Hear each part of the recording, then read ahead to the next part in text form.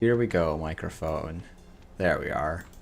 Hey everyone, hope you're doing well. I'm coming off of East Coast Nationals. I did quite mediocre, honestly. Oh, did it's always running down again? Let's try Googling for it. Just in case. It was up earlier today. Well, that's a bummer, but I guess I don't.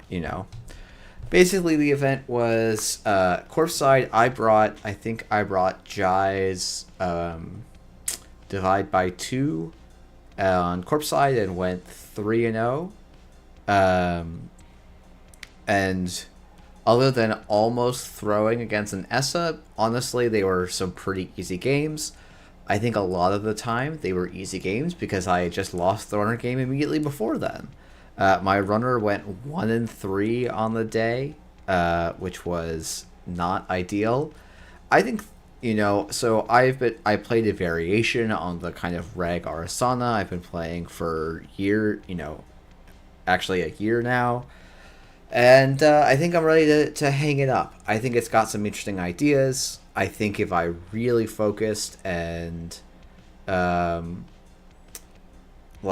spent weeks and weeks, I could tinker something, and then you have to call the meta right. Something I'm a little bit salty about is I played two punitive RHs, which I think is a bad matchup for you in a way that I don't think the Asmari Neurospike decks are actually that bad of a matchup.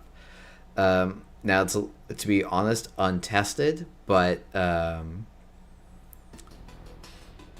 it was just like in my first game against someone who I've played a lot, they recognized that I was on Unity, not Buzzsaw, and so just made a triple Vampire Nasa remote, and then I misplayed a bunch. And then in my next game against Restoring Humanity, I misplayed a couple of times, hit a random snare that really doesn't usually belong in the deck, and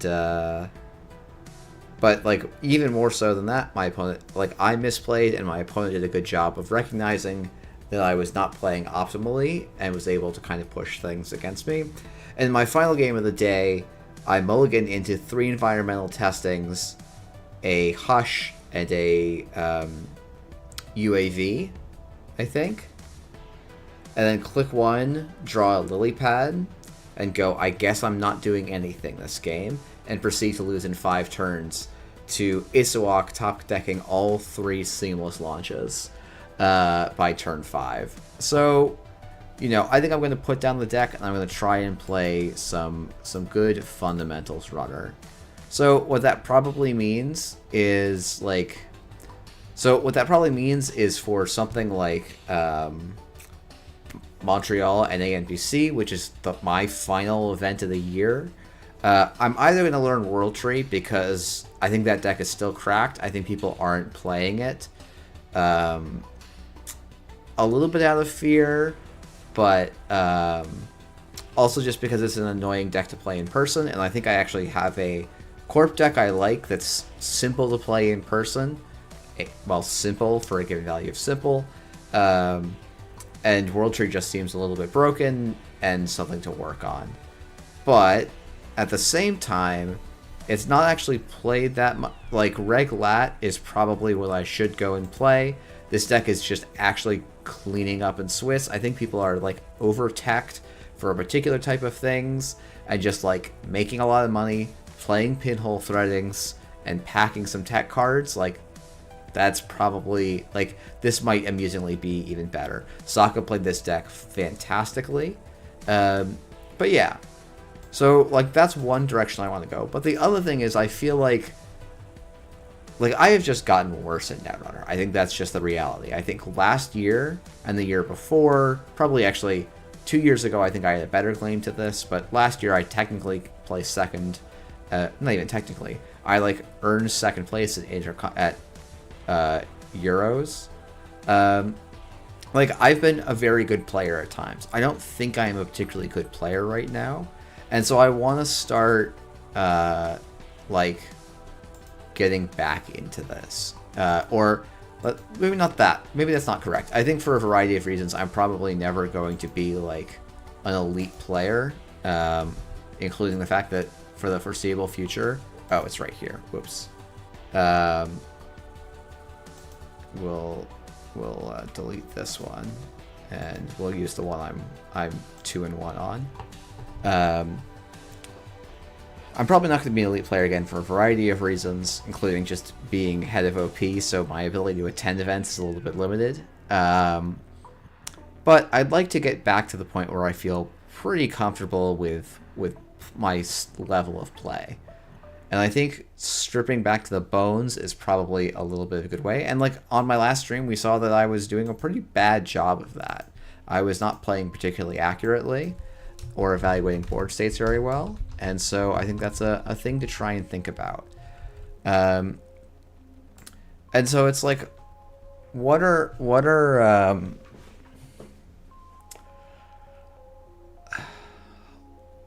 things I want to actually be thinking of practicing? I think that's maybe a good thing for me to start thinking about. Is like, I don't want to have my goal be place higher, because that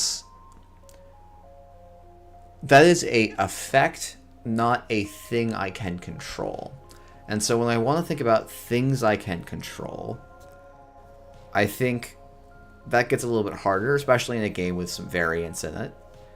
But I think it's like, to some extent, I think there's some things. Hey, it is Happy Go to Cascadia week. Thank you for the reminder, Anarcho.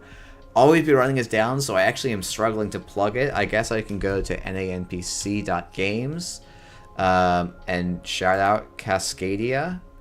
People should go to this if they can. I cannot attend it. There's not details here. We'll have to go all yell at Eric collectively. But if you are trying to catch Cascadia, barring tech difficulties, I will be doing comms for day 1 and possibly day 2. So that should be a great time. Cascadia was a ton of fun last year. Oh yeah, I guess I came second there. I think... Okay, yeah, so I came second 2 years in a row, and I think top 16 the year before that. So, like, I've been a good player. This year I am not a good player. I am a decent player, I think. It's the thing of like, and there is this element to me where I look at like who made the cut in an NPC boss. I'm like, oh, I think I have been better than maybe half of the people, but I was not better than them that day. Now again, maybe that's true. I think the majority of old heads are not playing a lot in online events. Like, I don't know, I consider Ronki Doge an old head and put up pretty good performance. Analyze Chris, I think it was an old head and put up a good performance. I think calling Sokka not an old head is a little bit disingenuous, because new people are like... To me, new people are generally the Automata Initiative, is what we've been calling new heads, because that's like people that have been playing the game for a year or two. Maybe 2 years, so we would be saying like Borealis Cycle. And like some of them are doing better, like definitely is the case. I don't know. I think I would push back against old heads not doing that well. I do think that like Yantuno and Augustus and Jai, who are all new players, are have clearly thus far put up some of the strongest seasons of anyone in the field. I think it was really interesting seeing it at NPC Boston, just like, oh yeah, Sokka. I think Ian was probably the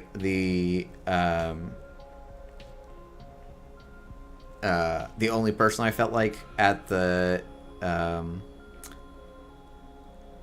at Nationals who I felt like was a real threat to beat Sokka. And then I'm not going to spoil his game for him. That might go down in infamy, but that didn't happen.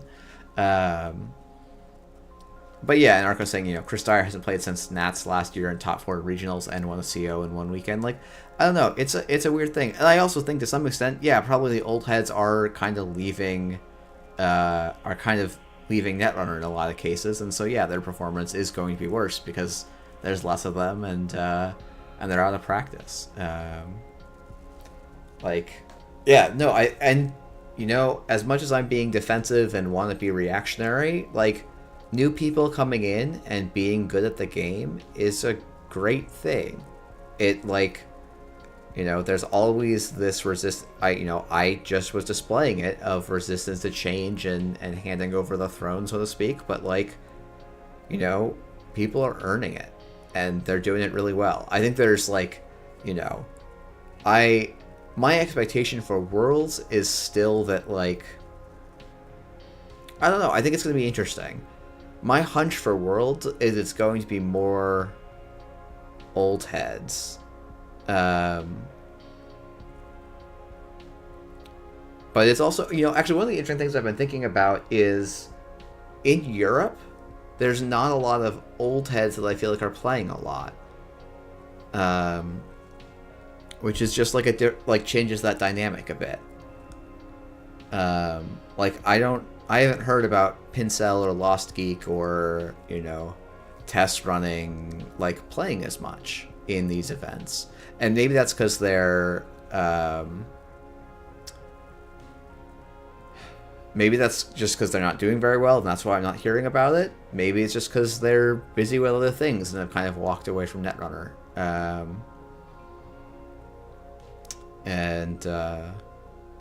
And so, we're seeing a lot of new kind of European Netrunners come up because there's a lot of their, like, old head competition has gone away. I don't know, like, I'd have to go and look at the US results in detail, but that does I don't know, I don't feel like the US is as new player dominated.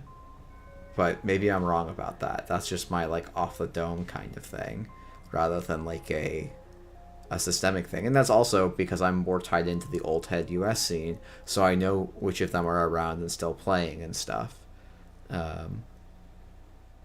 So yeah, I don't know. I'd have to go back and look at, like, the winners of NANPC events and stuff, because my sense is it's more the old heads in the US have been winning more. And I don't know if that's because the US is getting less new players or the old players are just more involved. Yeah, or there's just more OP happening. I don't know. And I'll be interested to see if next year's OP season is able to help boost numbers. Because I think... I don't know that I would consider Seb K as an old head, but Sokka is definitely, Eric is definitely, Terrence is an old head. So yeah, I don't know. Those do seem like old heads. I think of Seb K as a newer player, even though he's been here for quite a bit. So, yeah, I don't know. Well, it'll be interesting to see. I'm also, yeah, I suspect the lag issue is keeping a lot of people off of JNet, so it might be a bit of a quiet night. Maybe I'll convince some snare bearers to go and test on our server or something. But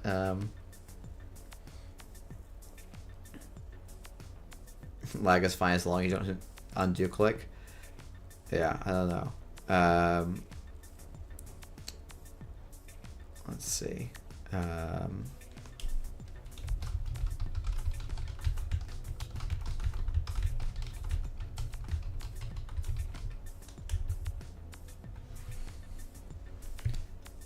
Everyone's got illicit testing servers these days.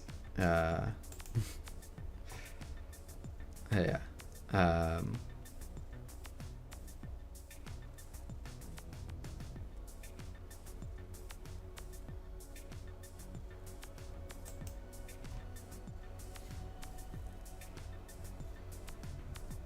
All right, hello, Spider Bro.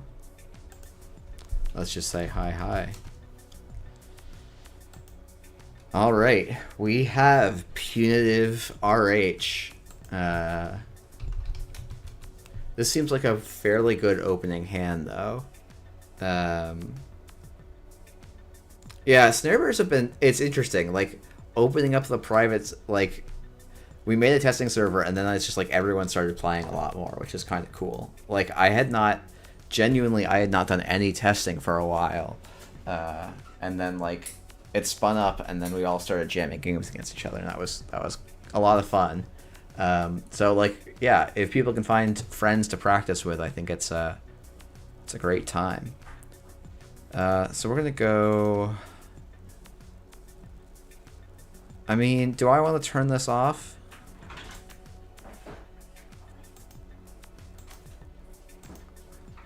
Like, there's part of me that just wants to be like, I can get information here. I'm on more credits, so let's just like make their life a little difficult, find out how tricksy they are. Okay. The nice thing is I get to install Bacterial and just not lose immediately, which is great. I'll go up to 7 cards in hand, so we're just safe. Alright, time to induce some lag.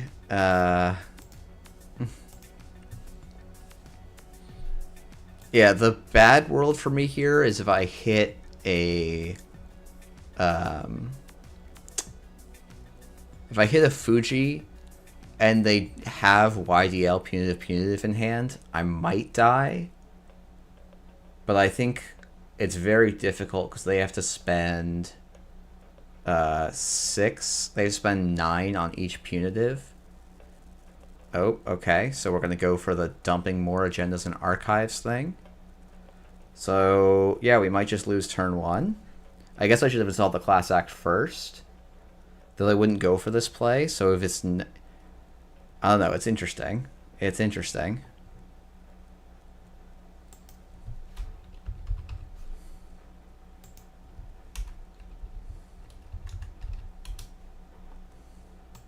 Yeah, if we don't lose the TCA, we probably win the game. If we do hit the TCA, I think we just lose.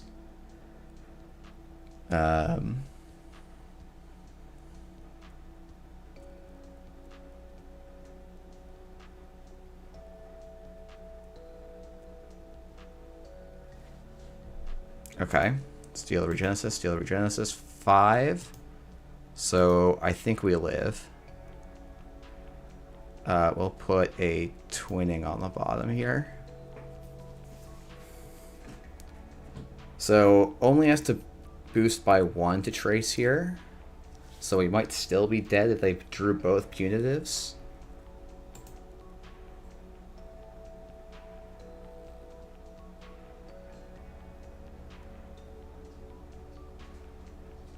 Okay, let's go. So that's probably game over. Okay, I mean, that's something. Yeah, I don't know. I like punitive is you know, I've had a lot of arguments with people about punitive, and man, I feel kind of vindicated. That punitive metas suck. But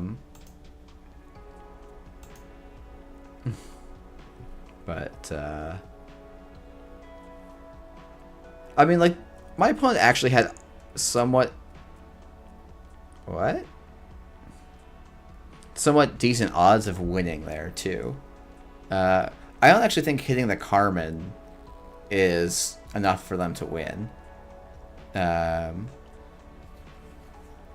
I think hitting Carmen means that there's potentially a game on, but like inside job boomerang is probably still enough for me to win the game. Just singling is enough for me to win the game. Like, they could have played on, but it really is touch and agenda. And the other thing is they don't have a real Regenesis threat, so this does seem like a good Sportsmetal start. Double Docklands is definitely not ideal, but I think we'll be okay here.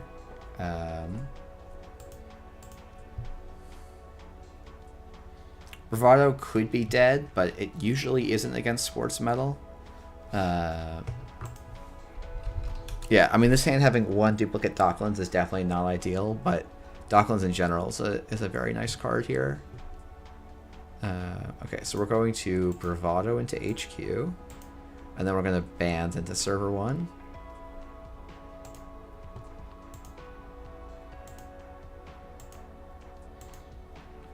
If this is a spin doctor, I get owned, but we're gonna... You know what, let's install cast, paying 1 less, and then get 4 for trash costs. Drawing would have obviously been nice there, but we're just never punished.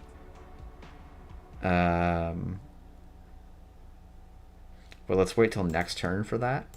Oh, jeez, this is a fire draw.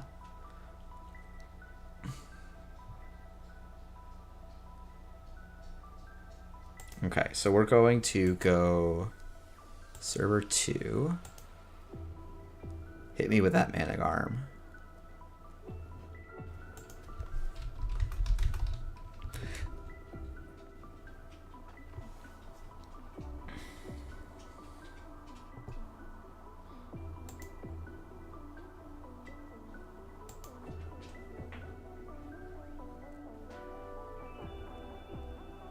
Okay, so we're going to access this. I think we will trash this.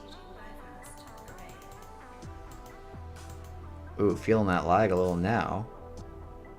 Let's Bravado HQ. They did not res last turn. We'll see if they res this turn. We'll steal a Hyperloop, I guess. Opponent will probably draw 2, get a VLC. At some point, they have to res this HQ ice.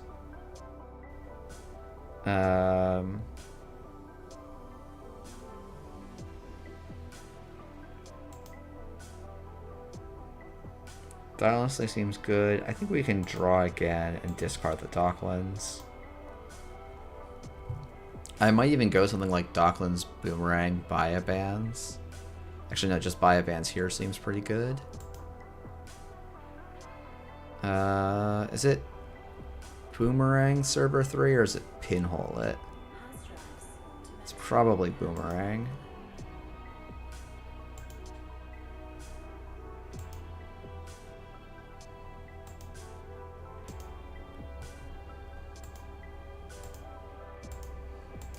I do feel a little bad for Poltergeist. Oh, Ablative is a good shout here. That's maybe something I should evaluate.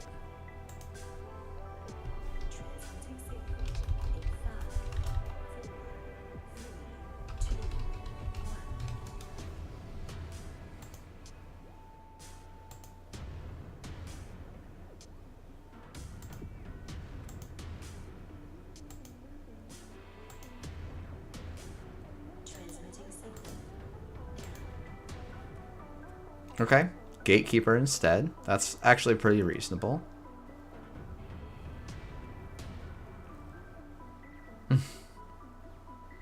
Do I take a single here? My hand's actually pretty reasonable. I'll suffer 1 core because 1 core doesn't really do anything.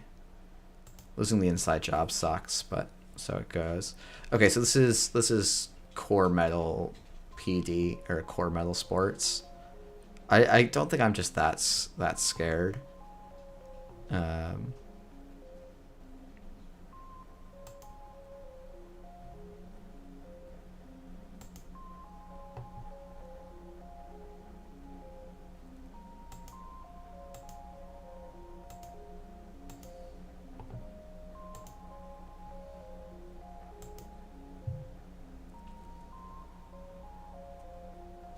Do I go for this Onto here?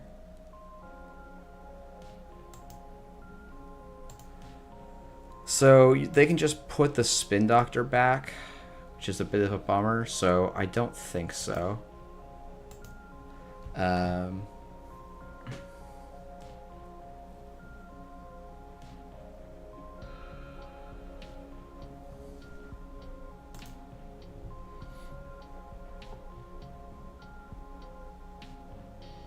So I think this is run R&D.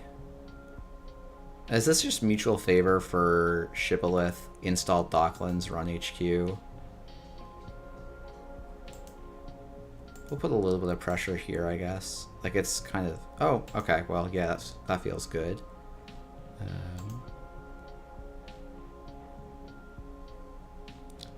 No. Now we mutual favor. Shibboleth. Install it. Docklands. Run HQ. We spend 2 and break 2. I'd run R&D, click for 2, installs TCA. Okay. That makes sense to me. Like, this is a very committal play. Like, Poltergeist now knows that server 3 is safe and I'm behind on tempo here.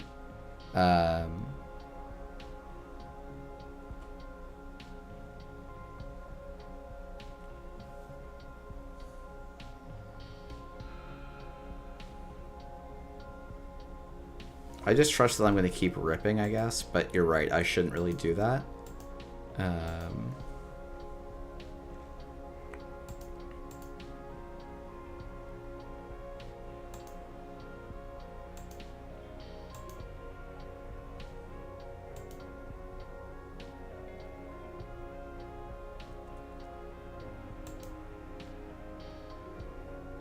I think it's just going to be click for 2, class act, and the turn. I mean, okay, these feel like hot draws.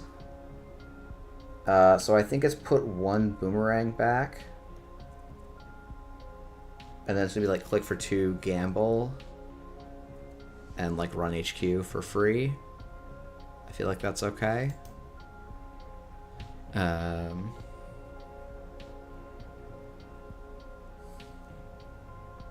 Lose Earthrise? Yeah, that makes sense. It is the awkward card in that hand.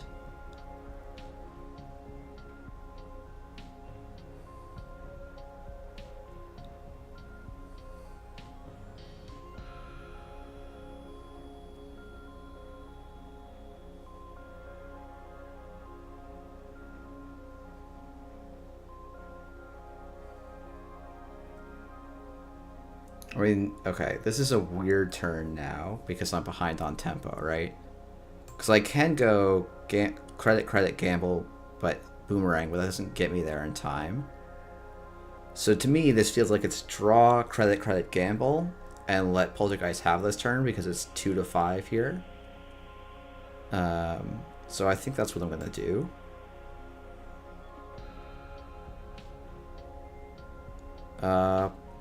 Ooh, Pinhole's probably better because I can go and snipe the Managarm. And if Poltergeist scores, I can bounce the HQ ice and get C2 for free, basically. I probably just have to risk the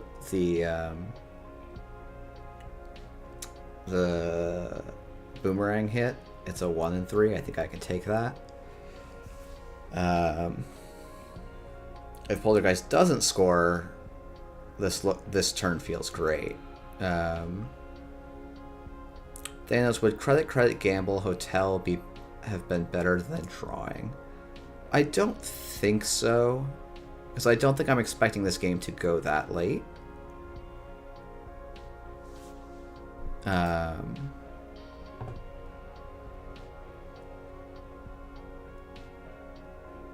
But maybe it would be. To me, this is slam awake, hope that I don't hit the boomerang. Unlucky. Now run HQ. I guess I should actually have drawn first here. Well. GG. Oh, 2 out of 5. I win at 2 out of 5 most of the time there. 2 out of 5 is actually very high odds of me winning. Yeah, I mean, it does look, you know, does seem a bit flooded.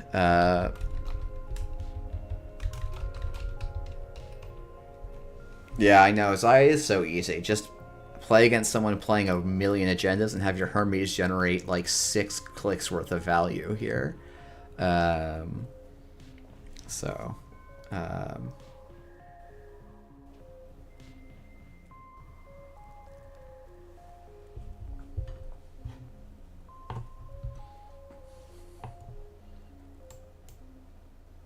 Alright, well now Eric's probably going to snipe this game and yell at me for playing badly, so we'll see.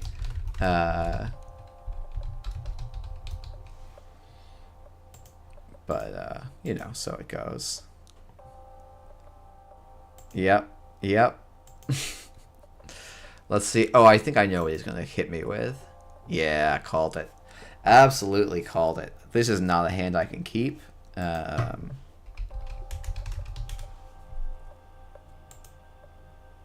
This is actually a significantly better hand.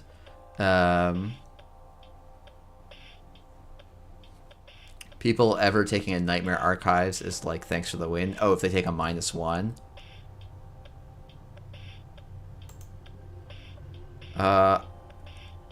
This is a weird fucking play, but we're gonna do it this way.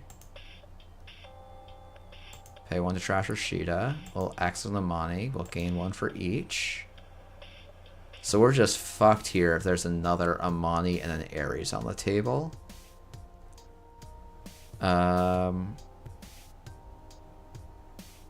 So I'm actually going to hold on installing the cast because I think it's pretty...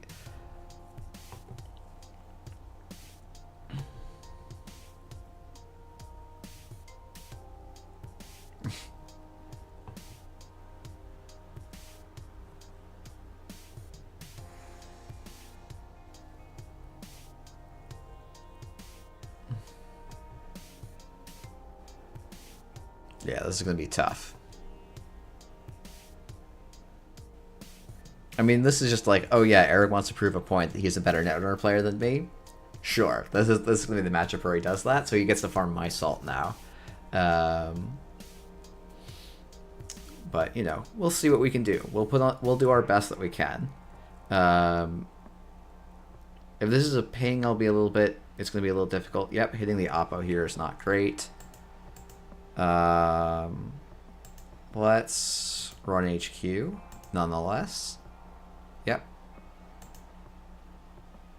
Yeah, I mean, R+ is an abomination, but hey, you know, what can you do? So that's probably Amani. I guess I was not supposed to trash the Rashida. That was basically the thing I was supposed to not do there.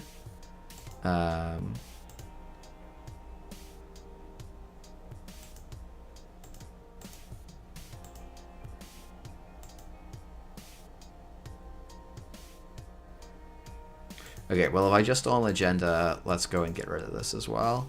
And we're going to play this whole game tag me, I think. Considering that we got 3 points, I think it's kind of okay.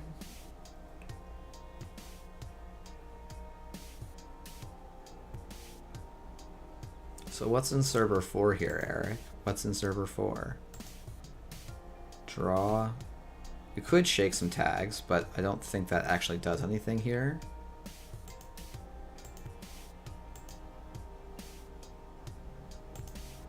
Let's just get this over with and single 7 points off the top.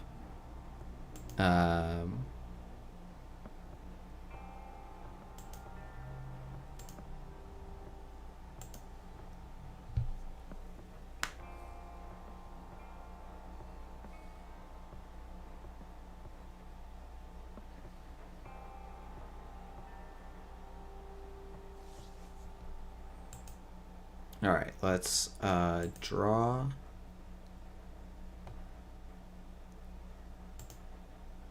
Let's run R&D and see a single. That can stay. I mean, we can actually get out of tag hell here, right?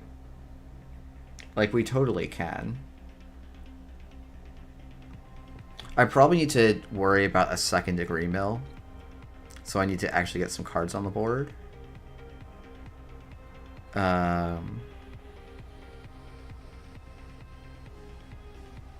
So how are we going to do this? I'm like, I could inside job server 4 here, which is an interesting idea.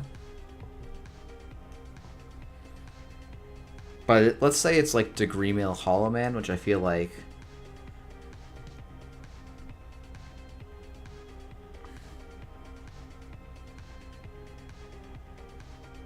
Like, this is going to feel bad when it's a degree mill in server 4. Yep. I actually called it. Holy shit. Yeah. I was like, okay, am I supposed to, like, install 2 cards here and go for the degree mill? Yeah, that feels bad, but he does actually have to start scoring this now, which is kind of interesting.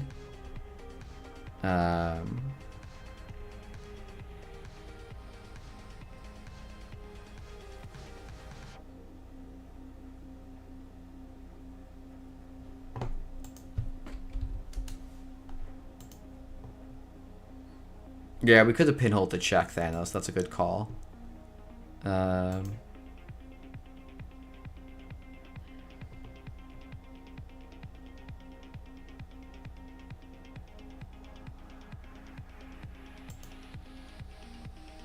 wait, that doesn't make any sense.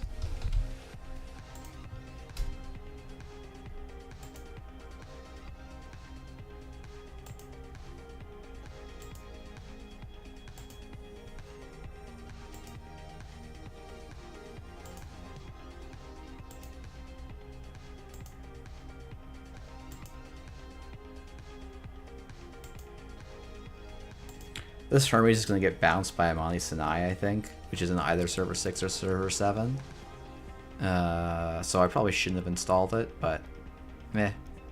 I don't think I mind too much here. Because I still get to Bravado HQ here and like get back in my money.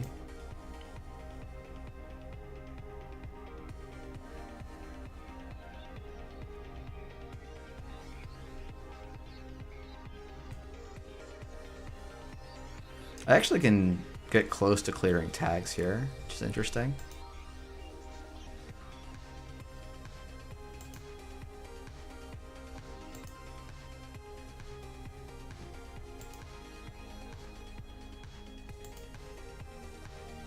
So if that's a Rashida, which I think it is, yeah. So we can just pinhole that Rashida.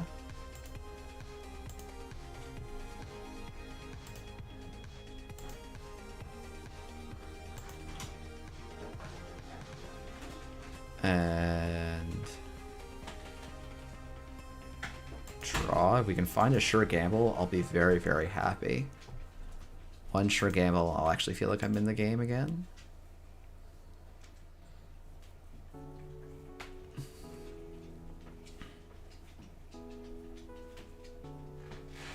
Because I need to have a little bit of a clearance to go in.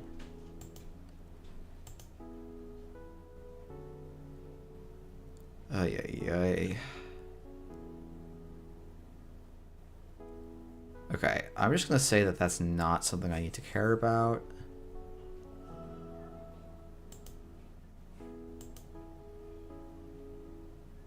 I think I'm going to give up on the Chesvi here.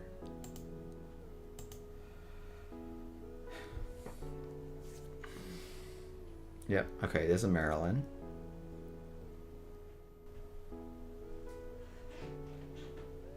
So I think that's probably both degree mills gone.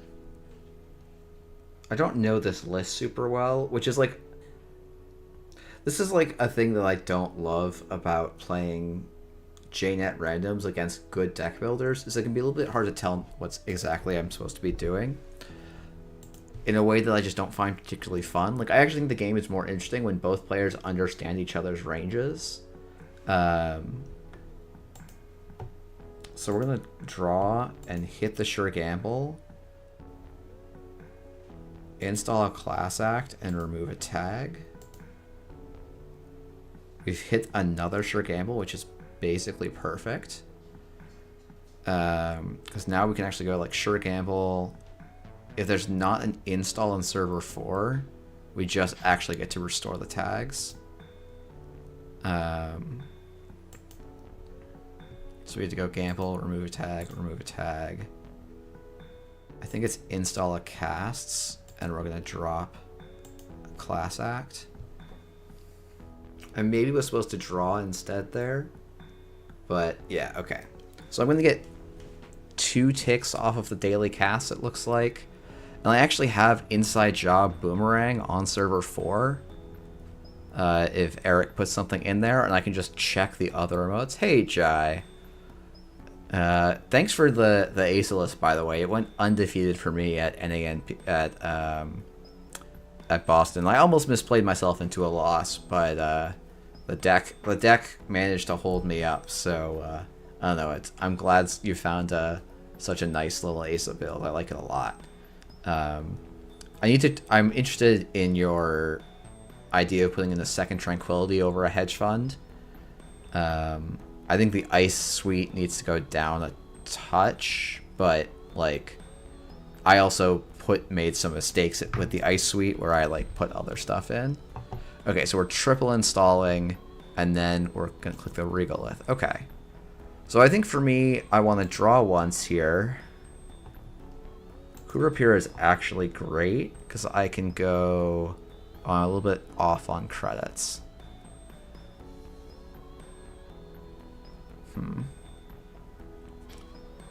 I'm just trying to figure out if Eric's really going to try and shark me out that way.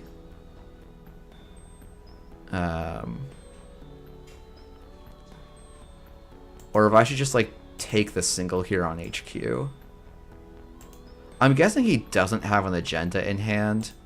But I just don't think there's a lot of punishment for me taking this single.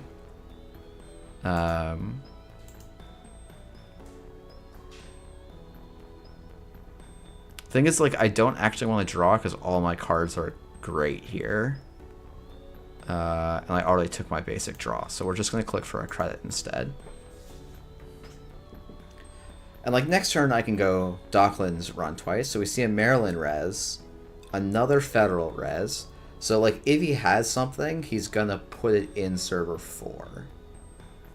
To some extent, I might just try and run server 4 twice. Oh,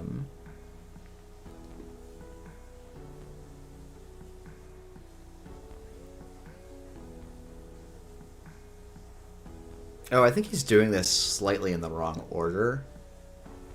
I think you're supposed to use a federal fundraising, and then if you don't like your draw, you can then shuffle a Maryland, and then do the other federal fundraising and shuffle a Maryland, or if you like your draw, like, you're bound to find an agenda that you don't actually want, and so you can just do, like, you can play with the stacking orders.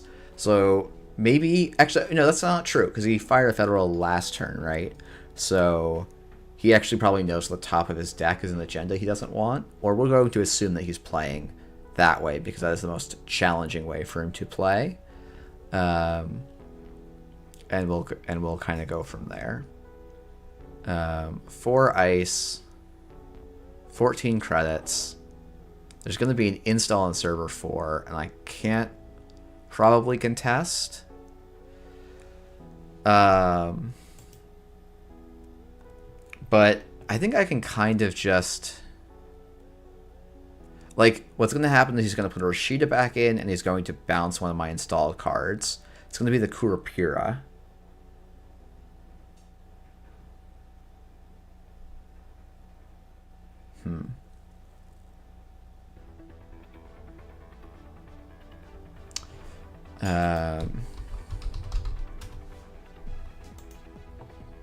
Because I'm like, okay, if I can make him show me a code gate, I can try and do the, like, this needs to be 2 end the run code gates where this is outermost is not a code gate.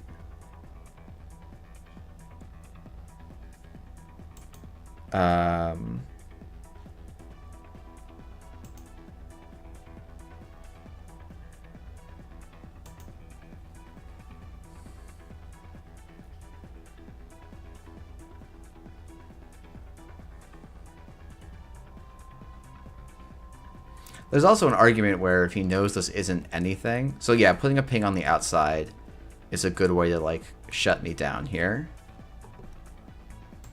Because now my inside job is blank. Trying to think what end the run... It's going to be a Starlit Night, probably. And I actually will take too many tags.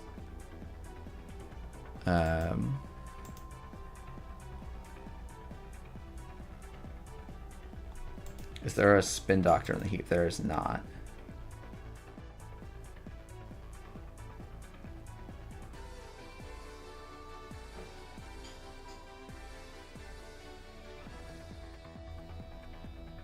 Okay, so I could install Boomerang on this ice and jack out.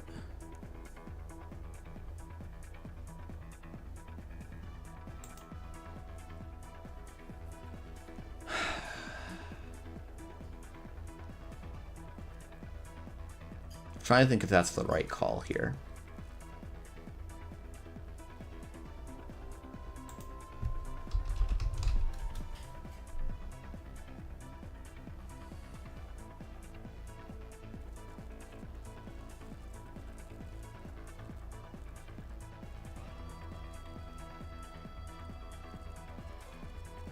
Okay, if this is Starlit Night, which I think is... It's either Starlit Night or Messnet Chesvo. Starlit Night... Oh, okay. Interesting. So, not jacking out is kind of okay here. So this is going to be an asset that I don't care about, basically. Like, if this is a Rashida, I actually just don't touch his Rashidas here. Okay. So it was an agenda. I do not touch Rashida. I run archives. Install Docklands. Run HQ. Fully break. Oppo. Regolith. Gain 2. So if server 16 is an agenda, I get boned here. Like the Kurapira gets bounced back to my hand.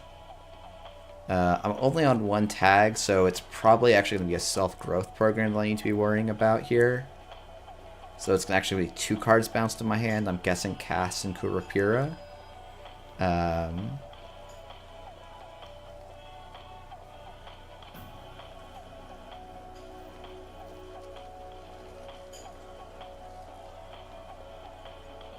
That's going to be presumably finally the agenda. I'm going to do another install here. I mean, okay. Do I inside job server 15? I mean, I run HQ first, right? Actually, no. I think I inside job server 15.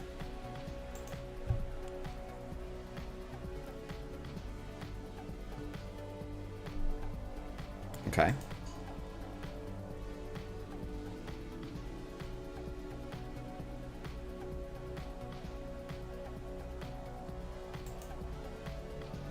Okay, B1001, that's fine.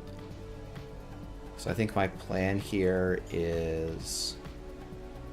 Oh, I can't really install the Waken Plant this turn. Well, okay, so if I go Boomerang... No, I'm a click short of installing the Waken Plant. So we're just going to take our free access on HQ.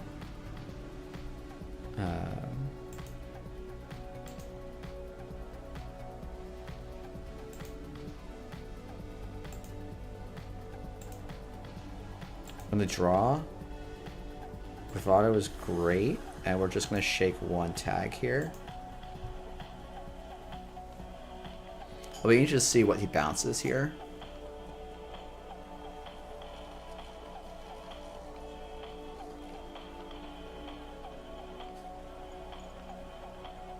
Yeah, I am kind of viewing B1001 as free tag clears. This game is going to I'm ahead, but this game is going to snowball in his direction, I think, pretty quickly. If my daily, if I somehow keep this board, I'm in a great spot, but I'm not going to keep this board here. Is this an artificial crypto crash? It's not crypto crash. Okay. Interesting. That's very interesting.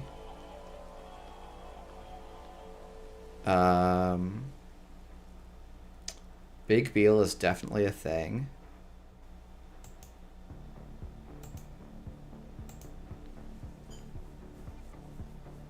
Yeah, I don't think I can actually stop a Big Beal. How big does the Beal have to be? A 5/3? Yeah.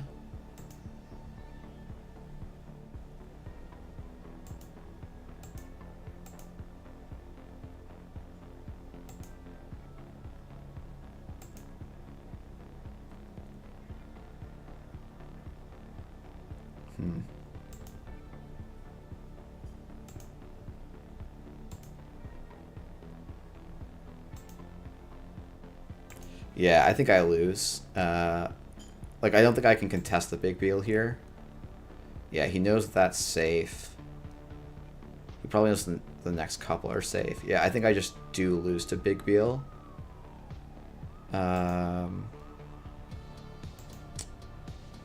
We're just gonna roll the dice on a different server here. No, that can stay. GG. Yeah, I did not draw enough. I think is probably the conclusion. I mean, I guess also only 8 points in the... Yeah, there must just be a bunch of points in...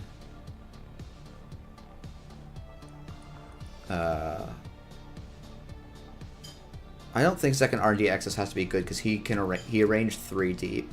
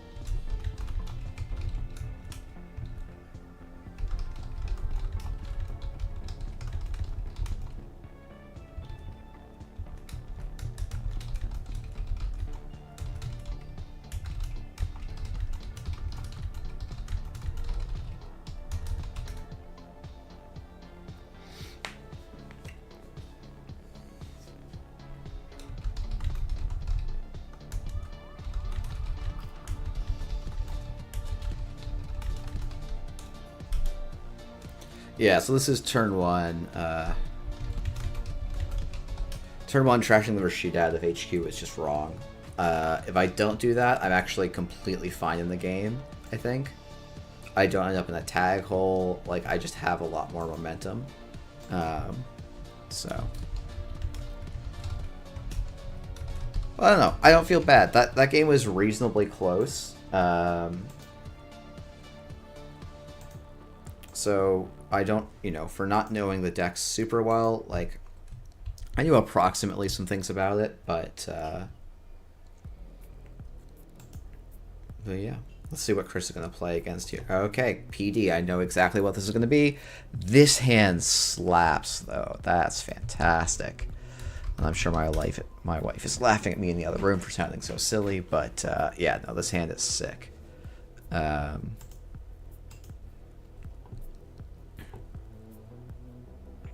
It is, like, yeah, this is, it's hard to, like, this mutual favor being a bravado, I think is the only way I would think about upgrading this hand.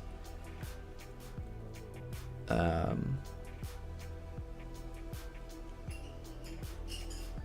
why are we drawing click 2 here, Chris? Okay, we're gonna draw...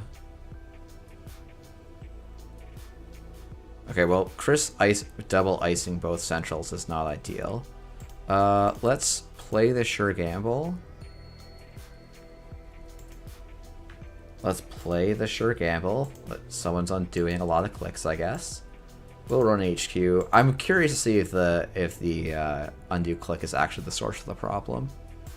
We'll let Unbroken Subroutines fire. And then we will class act. Ooh, that's a nice timing for Kurapira and Paladin. Yeah, this is a pretty solid. I would actually like some real econ here, though. That is lacking from this hand. So I probably have to actually draw to see if I can get some real econ. Because Chris is not actually putting pressure on me yet.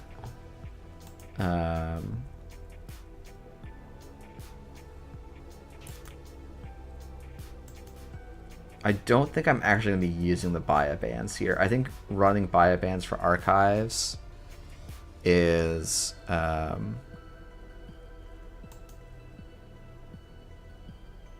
not the tempo I want this game. This is tough. Because I'm realizing the play I do have is install Chesv for 1. Buy a band to get down something cheaply. And Chesv does seem pretty decent in this matchup.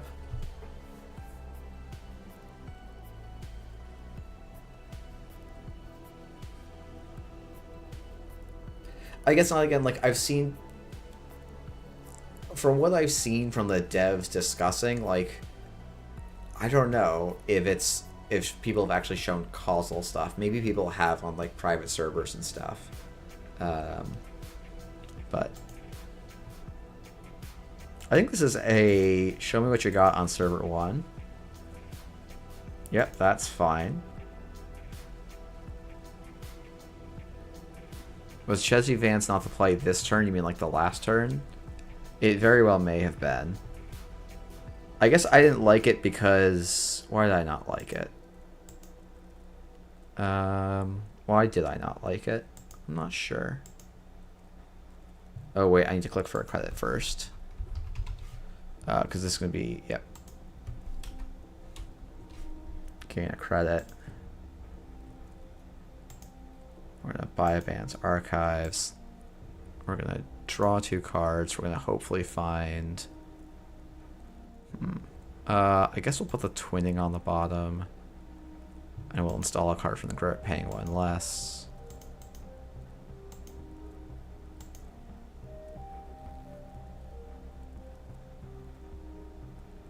Yeah, I mean... They either found something or are willing to try something, and then whichever it is, I don't think matters too much. Okay, so Chris is definitely doing the YDL build. We're not the best position in the Crim. I actually feel like Diversion Crim should probably be pretty solid into this. But we will see.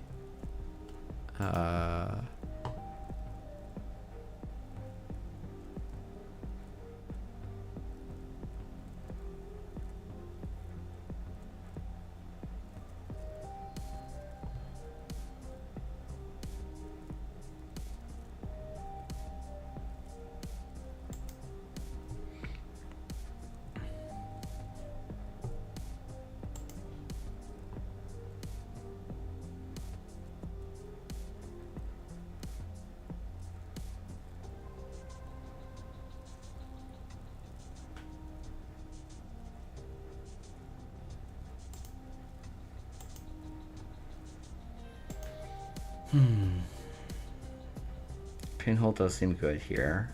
All of these cards are good here. This is a problem. I like all of these.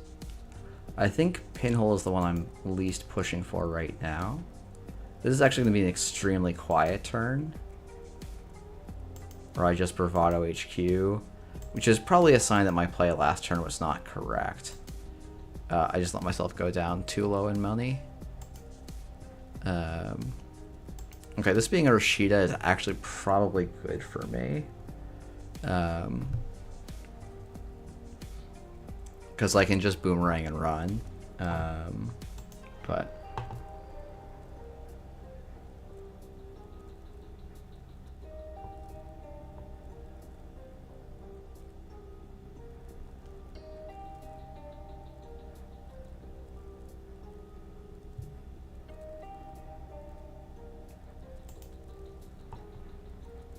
Okay, ice coming down is not ideal. But we still have lots of draw here. Okay. Interesting. Man, this is hard to evaluate.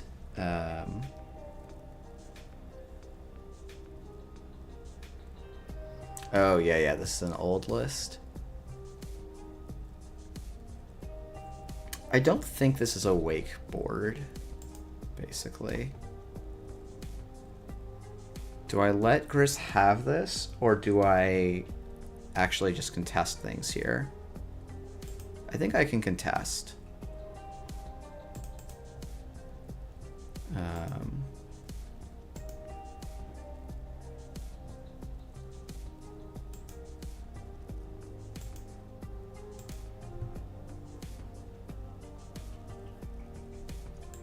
Yeah.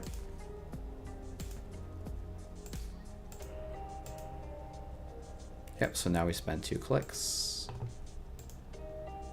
We'll steal the Midnight 3. Hermes, bounce this. And yeah, we can pay 3 to trash this and shuffle the Boomerang. Because next turn we get the daily cast down for free. We can also like run R&D for a credit probably. I guess something I could think about is I could install the Kurapira and run R&D, run HQ and make some cash as well. Shibboleth seems good. Twinning is quite important for how we're gonna win. So I think this is run R&D for a single, just to make $1.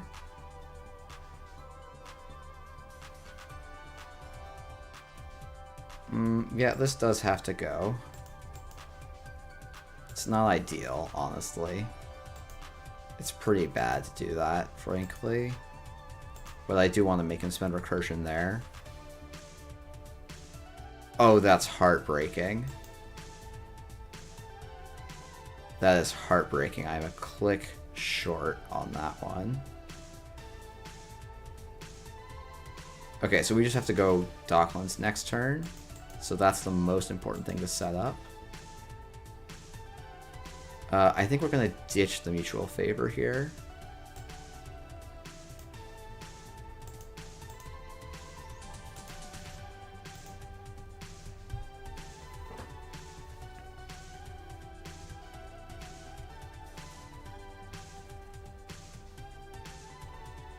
Oh, does he have he has 2 seamlesses so we can install the Ikoa right away?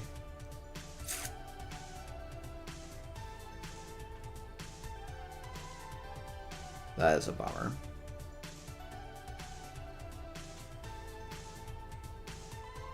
That is definitely a bummer.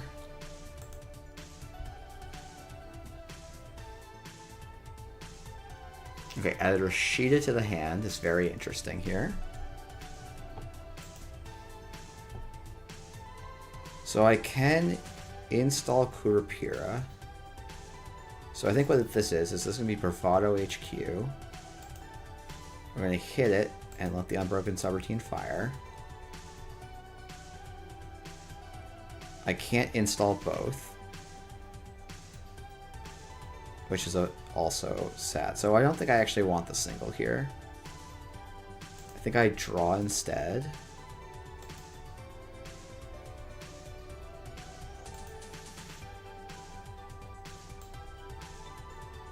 We're going to run R&D, see if we can snipe again. Whoa, jeez.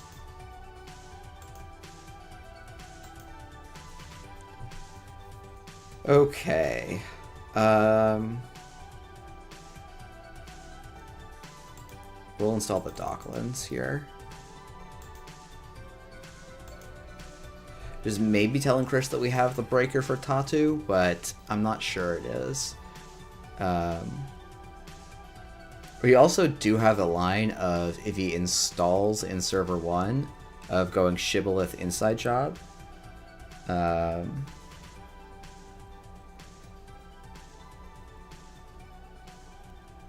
1/4 hedges. So these YDLs have been better than hedge.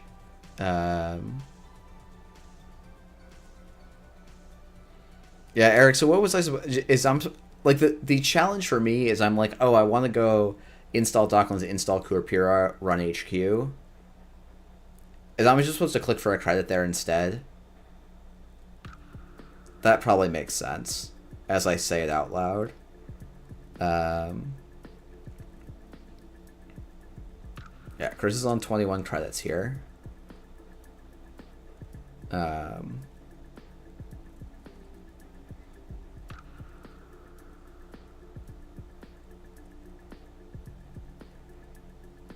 Oh, install twinning instead of the legwork. Yeah, that makes sense.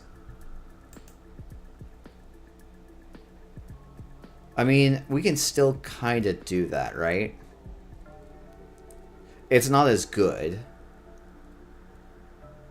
But I can go twinning Kurapira inside job C3. Or I can shibboleth inside job server 1. But we know there's a... So if I go... No, I can't install 3... Oh, no, but this is not installing 3 things. This is installing 2 things. So it's...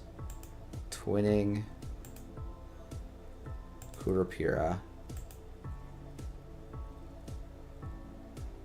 It'll be credit perfect to steal the Ikoa here. Shib inside job seems good. Yeah, that's probably the more consistent line here. Oh yeah, especially because of this. But, I mean, honestly, if Chris blows the mic here, I don't think I mind.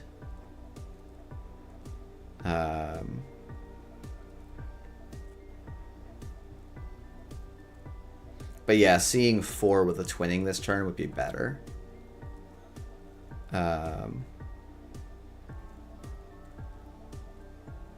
I think I spend the click because if I can see the big deal, that does matter.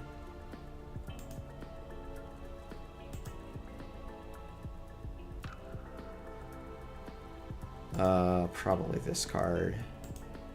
We'll trash the big deal. And no action on the drafter. Then we'll gain 3. Okay, so I got very lucky there. But sometimes you take it.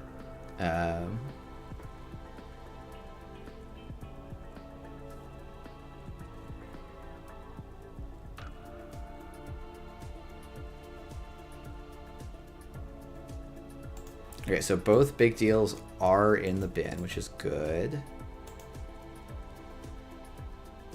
Gamble seems good.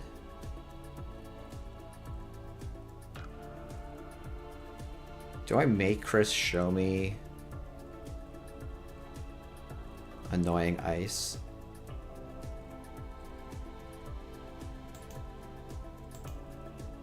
Yeah, show me a drafter here, Chris.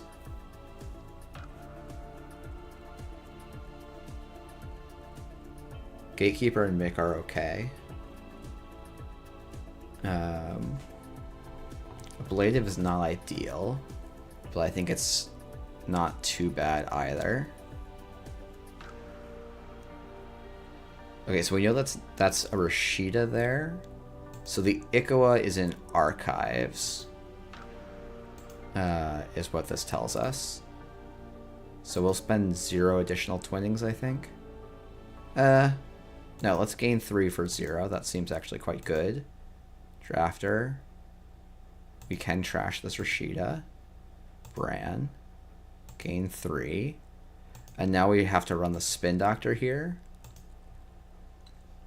to get the Ikoa back in circulation.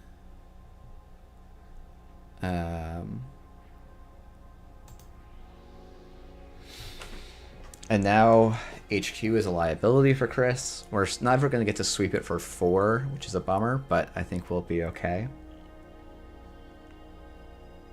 We do need to spend some time drawing cards because I don't think we're winning on just this board state.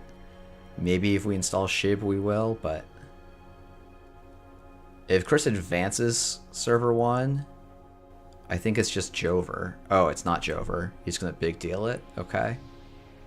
How did he get the big deal back? Did he really shuffle back the big deal and draw it into the big deal and the Ikoa?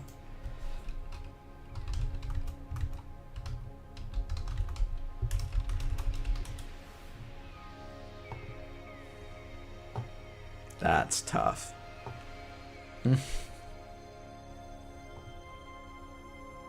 Man, that's a very, very good Rashida for him.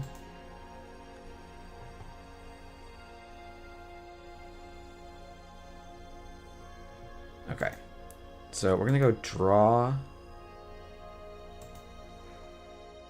Shibboleth using the Paladin credit. Run HQ.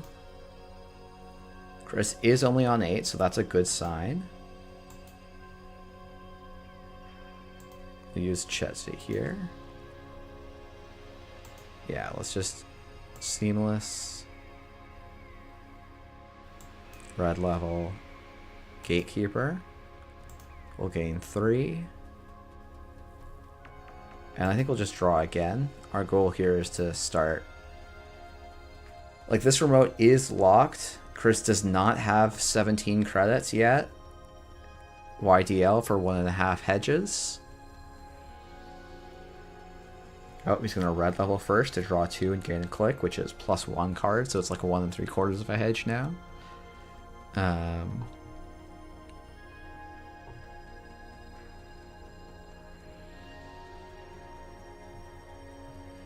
6 cards, so there's either points in archives or in HQ.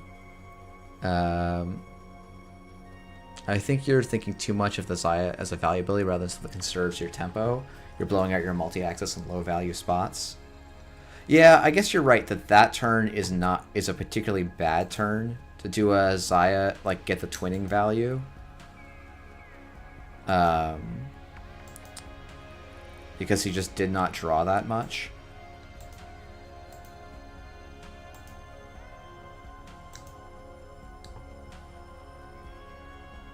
So we're going to take no on this twinning. Oh, well. GG. Crim's easy, it turns out.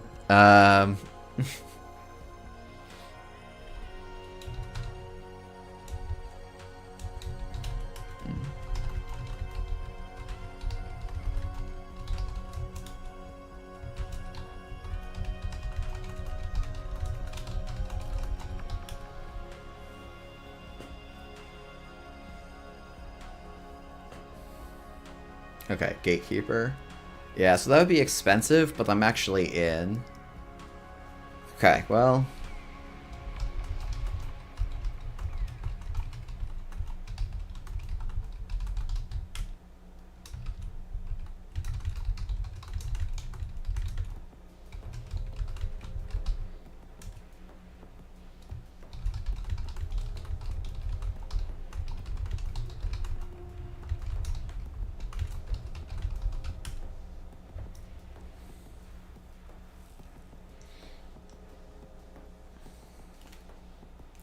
Yeah, how much would... So I'm at 17. I would have gone to...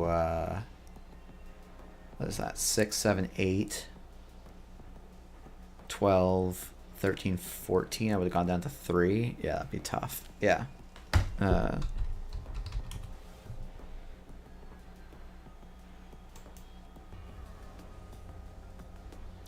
Alright, we'll do another Xayah game. Well, this has been a fast hour. I was like... No games immediately, and then we've gone through quite a bit. Oh,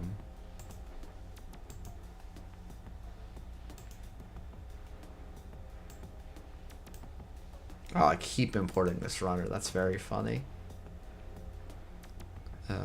Where did I import it for? Okay, we're going to delete this copy.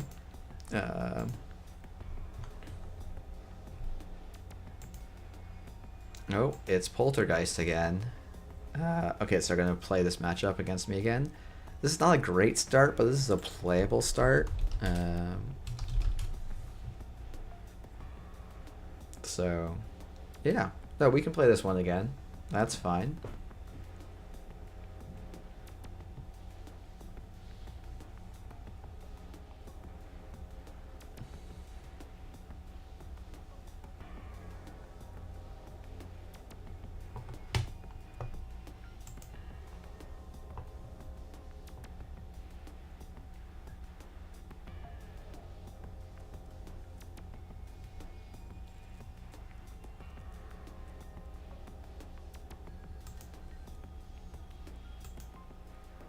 Yeah, I think this is an okay hand because it's just Gamble Bravado into an ice, followed by Earthrise. And we can pinhole the Rashida ice, which is nice. Oh, okay, that's fine too. I don't think that's an odd keep to me. Just not a very high value play. I guess your hand just doesn't have much. Like, I don't know. This seems like an odd route to me. I think R&D is more likely to have additional points in it. Audacity, okay. It's good to know that we're against that clock. So Poltergeist might, if they have another agenda in hand here, It's probably worth it for them just to throw out the agenda in their hand to Audacity. That would be my guess as to what they do. Clicking to draw is good. That tells me that there's going to be stuff in... I think I'm still reading this as... Actually, no. Now we get to Bravado R&D.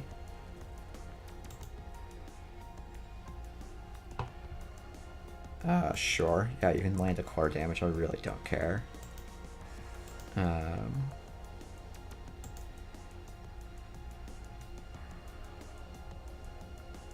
If you're gonna run Bad Ice, I'm not gonna complain. Let's draw. Let's run HQ here. Okay, greasing means I probably do need to shake this tag, which is a bit of a bummer, but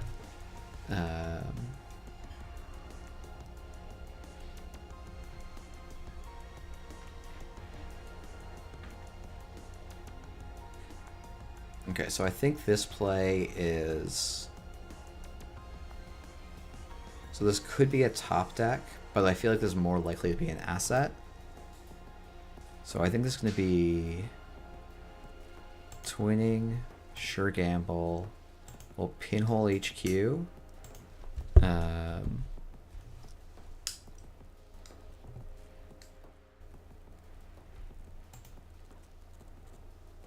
We'll pay 2 to trash that Spin Doctor, sure. And then, yeah, let's install a class act, because we know one of those 2 cards is Audacity, so it's less value. Why not install Chesvi? I'm not convinced that Chesvi's doing a lot right now. And class act draws me immediately, right? That's sort of the idea. Now, this turn, Chesvi into Biobands, I think is a pretty reasonable line.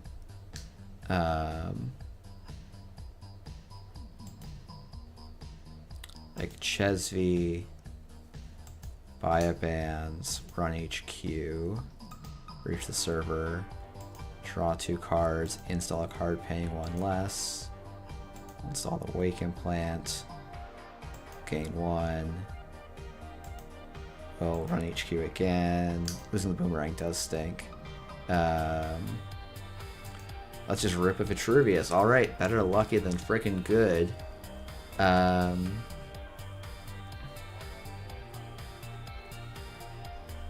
let's see if we can find something we can trash in HQ, I guess.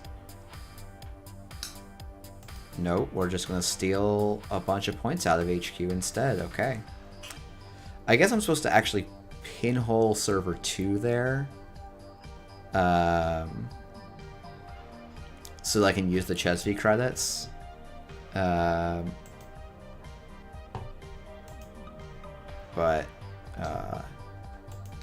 you know, so it goes. I think probably this Earthrise is what's going. Hey Eric, yeah, thanks for the props on the stream title. There's a big part of me that's like, do I just win by running HQ and then just running through the Jagarundi? Like, I don't think I have to, which is like why I'm not like itching to do so. Like, I think like credit Bravado HQ is fine.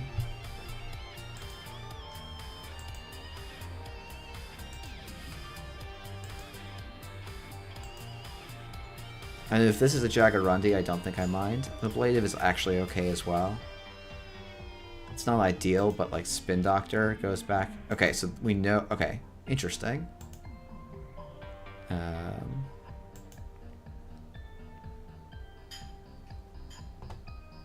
So now we're just going to draw. Carmen actually seems great here. Means I can just C4 an R&D next turn, which is a number of cards I love to see. Are we going to Audacity this turn? We sure are. Seems like a great time to run Archives, get some value out of it. So I think it's draw. Mutual Favor seems great here. Run Archives. Spin Doctor's going to get popped here.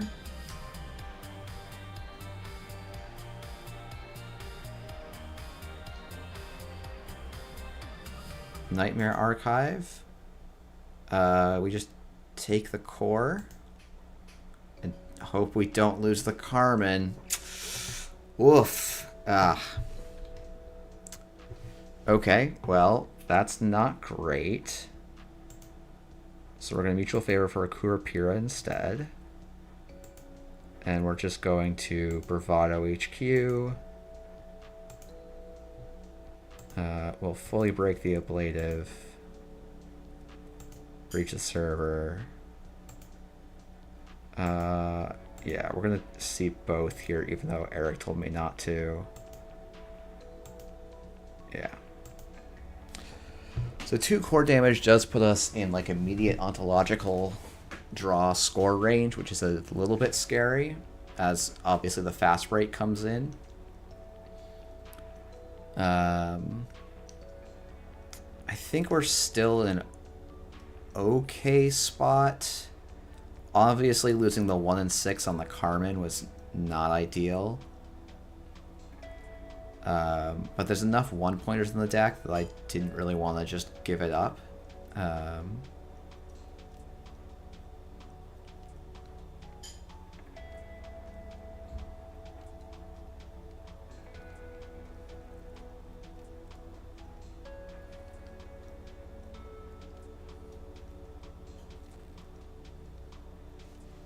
That draw is very odd.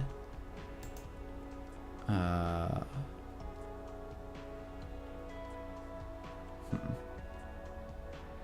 don't really need a second twinning, I guess. So that makes that easy. The question is, do I install the Hermes? I don't think I do. I think I run HQ.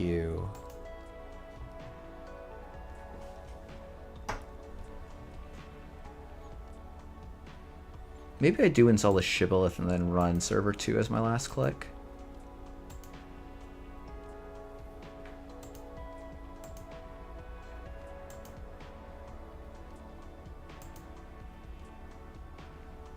Because I can break 1 gatekeeper. This doesn't seem great. Let's draw again.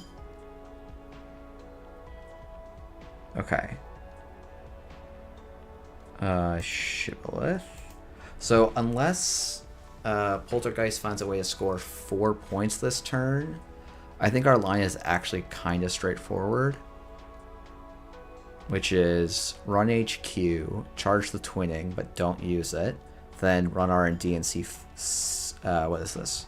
This is 4 plus 5, so this is 5, 6 cards. I think I have decent odds there. I can just take another core off of the Nightmare Archive. It won't really be concerning me yet. There is the Audacity in hand. Which probably means there's either 2 agendas in hand. Yeah, this is interesting.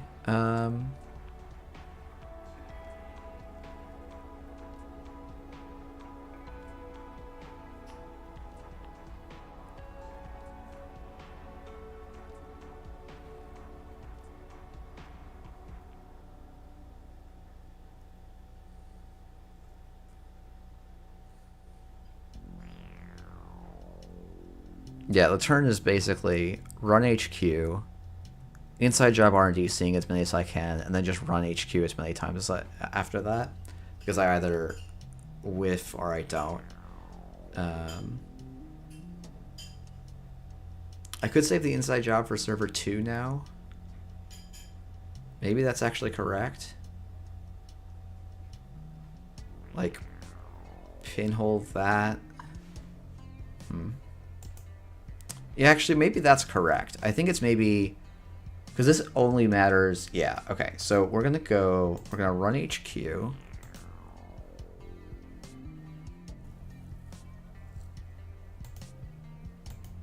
Fully break ablative. We're only going to see 1.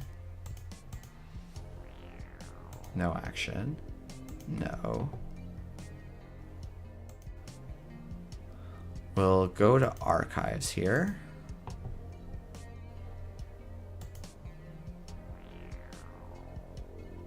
Yeah, we'll trash Giordano. We'll inside job server 2.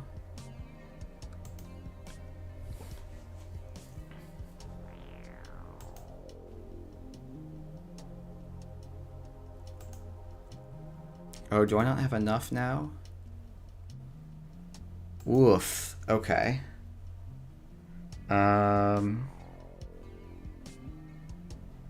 Miscounted.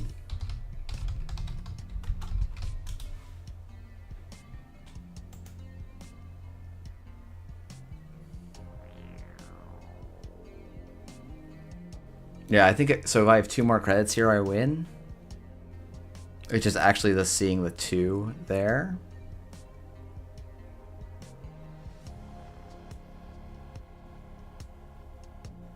I would love Poltergeist to shuffle back here. That would be very good for me. No. Oh, he does reveal Hyperloop Extension.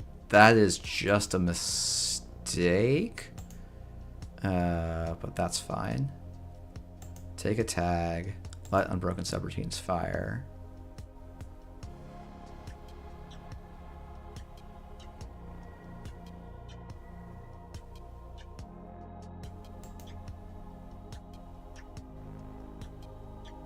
Okay, I will do this.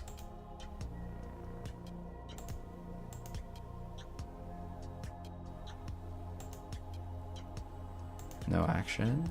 No action. No action. No action.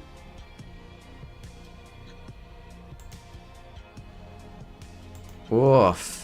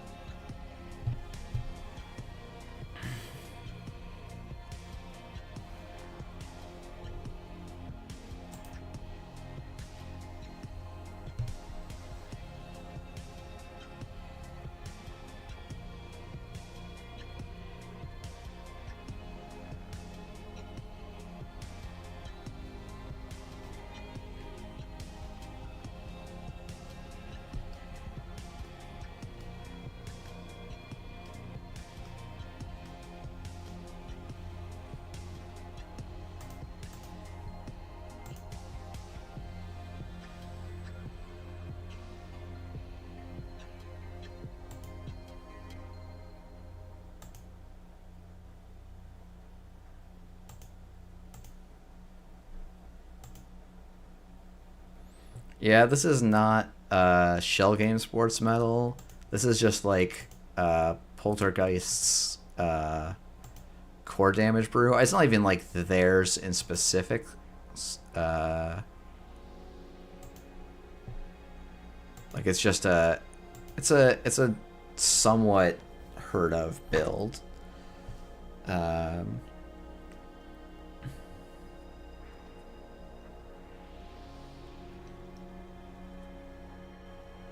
Yeah, this is Tranquility in the remote. If they can click to draw and still score out. Maybe I was supposed to run Archives after whiffing that hard on R&D. That might be what this turn ends up looking like. Because, yeah, they just have Res Trank install.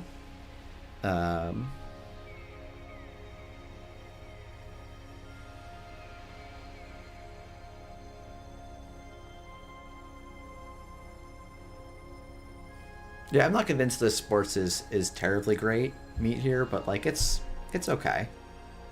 What are we restoring here? A Rashida? That's what? Okay. So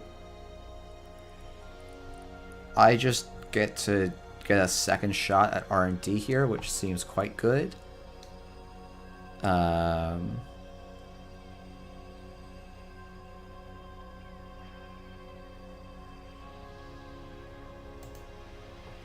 Yeah, I mean this is agendas in R&D. So I'm gonna boomerang just to avoid taking more core damage. Run R&D. Take a tag.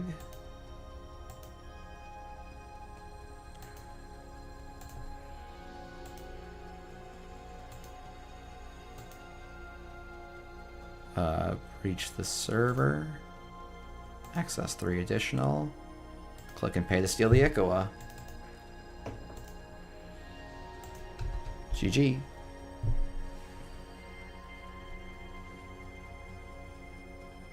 Used to play 45 cards, 0 ice Sportsmetal. It was funny before certain sports cards got banned.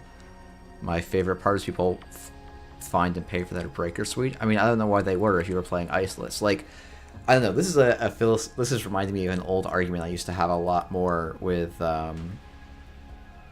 Diogenes, that like playing iceless is pretty much just wrong, because against good players they don't pre-install their breakers. They just install their breakers when they need them or when they're like forced to, and so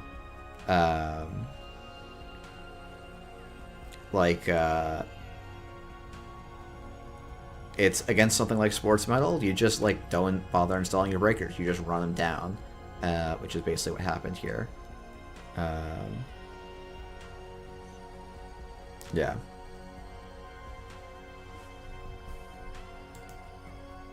Okay. Well, so I mean, this is feeling good. I'm gonna just probably do a change of pace. Just play this. Let's do my swaps. We're gonna. Yeah, it was. What did I play? It was Tomb of Iris. And what was my other swap? Oh, this is like the Tranquility Grid going in. Let's just try it this way. Actually, no, we probably want one more ice. So the thing I was trying was an MIC just to be a little bit, but that actually made me really sad about was the Ancel, which I also get why the Ancel is in here. This is just a very expensive ice suite, but I kind of want to see if the Tranquility Grid can solve that problem. Reverse Fibonacci. I can't spell Fibonacci. Lol.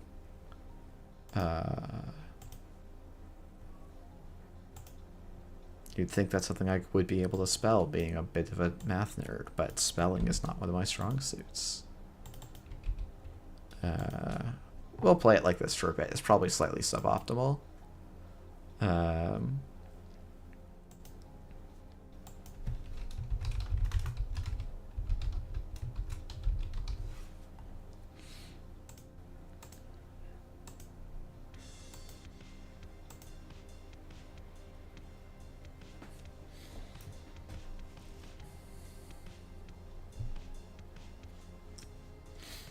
But yeah, I don't know. It's I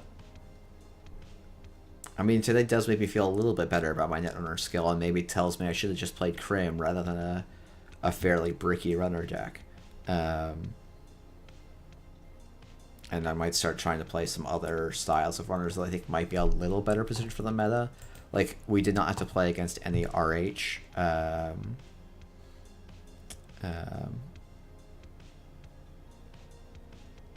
Yeah.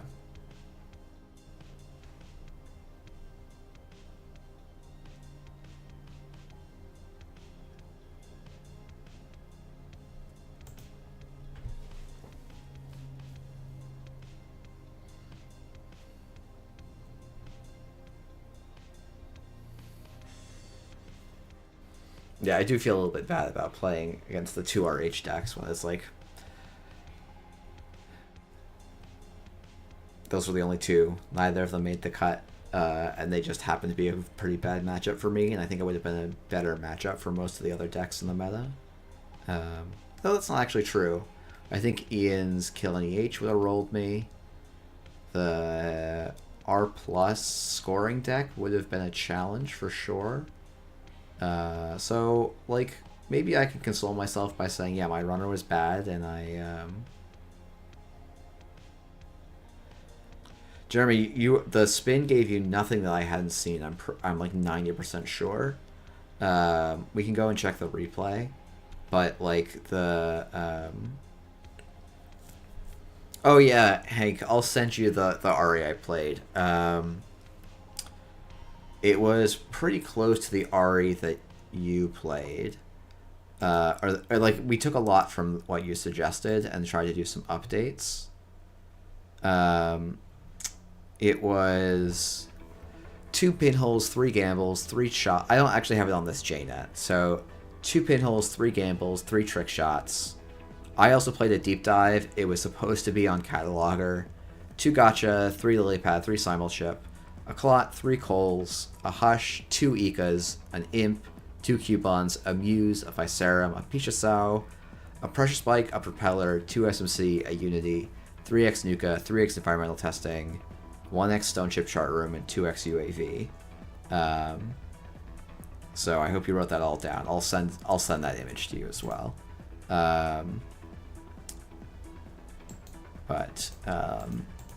Yeah, I think I could have played it better. Oh, I put in 1 burner, I think, is a card I missed in that list. Let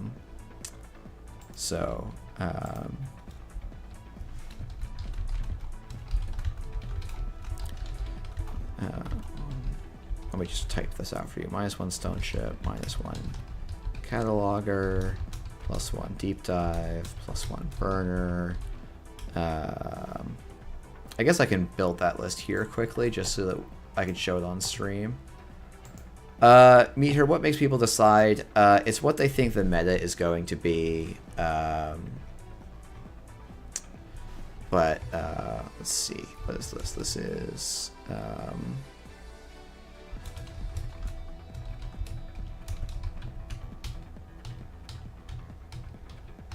So I think the reason I went with Deep Dive is against PD, I actually think it's significantly better.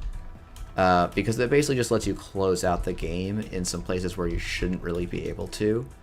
Like you can be behind in tempo and just like it wins you the game on the spot. The cataloger is better for if you're able to set the tempo of a game. And this is like part of why if you watched Andre's stream earlier, like there was a lot of I was like hounding him for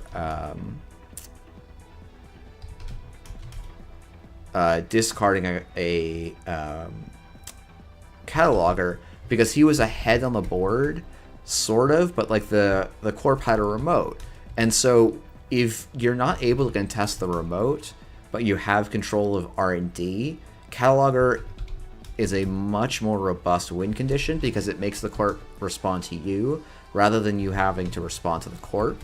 And like Deep Dive does that to some extent, but you have to usually get to 4 points first against a decent number of decks in the meta. So yeah, that's sort of stone ship, urban. But yeah, I have never gotten along with cataloger that well, which is why I wasn't playing it. It's just not lined up that well for me, but I also didn't try it at all in this shell, and it's definitely something to try out. I think some things that I found was like, oh, I actually should be well positioned against the RH decks because you can just imp their agendas. And I think maybe what I'm supposed to do is actually just imp all their agendas, let them run out of spin doctors, and then go and run archives to some extent when the deck is set up like this. It's tricky because like Viserum is rapidly becoming not that well positioned in the meta. Everyone's just switching over to barriers or stuff where Viserum isn't that advantageous. And this double Eka actually is sick. It's fantastic. It solves a lot of the problems that this deck can have. Pressure Spike and Propeller actually felt pretty good, but Unity felt real bad. Unity just, like, I lost a game because I had to Unity through a triple Vampy server. And that's just, there's no way in the deck I just showed for that to be cost effective. So yeah, trying Euler is an interesting shot. Like, Santa was saying that Cataloger's value proposition goes down a lot if you're giving up trick shot multi-access, but I haven't done the math on that. Yeah, I don't know. I don't know if that's... Oh, hey, Jai. Yeah, I'm making your Asa deck slightly worse, but props again for sharing it. It just hard carried me this weekend. So, I'm still not like 100% on Hollow Man. It's very important for the deck winning, but my god, it's so fucking expensive. It is so expensive.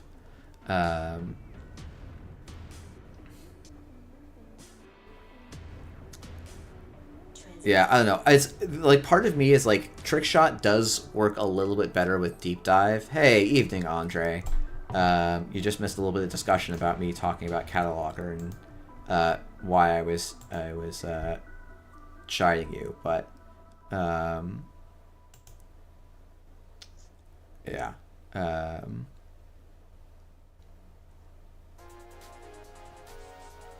What do you think about gambles versus creatives in Ari? I think gambles are better. The thing that I have come to is you should just play.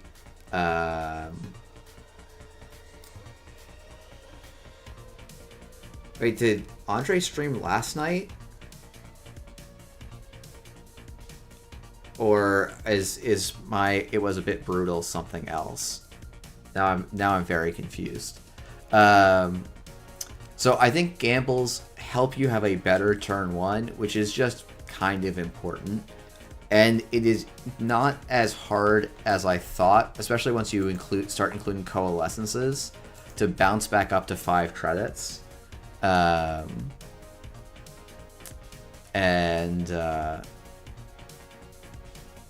that just makes it so that I would rather play the card that has fewer restrictions on when I can play it, rather than the one that has more restrictions on when I would play it. Like, I would love to keep tinkering with this list. It has powerful elements to it, but it is just so clearly like less developed than a lot of other decks that I can play in the meta. I'm probably just gonna put it down for a bit, which is like just a really sad thing. Nuka was quite good for me. I'm still like not emotionally sold on Nuka over Diesel. And like I would honestly love to fit 3 Diesels and 2 Nukas. I think is the distribution I actually want. Someone was trying to convince me that like drawing a Nuka off of a Nuka was good, and I actually think it's mostly bad. Like if I Diesel and draw a Diesel, that's great, but if I Nuka and I have it just emptied out of Nuka, hitting my second Nuka is like minus a card that I've drawn. Because I'm down another click before I get to draw more cards again. So I might try and look at something that swap. Another thing is, like, I did just play pretty badly into Restoring Humanity. Like, I was like, oh, I have a stone ship down, so... But I was then still afraid of checking archives. And that seems like a mistake. Like, if I have 5 cards in hand... have the clicks to draw off the 2 damage from Fuji, I should probably be running archives. As long as my credit total is somewhat close.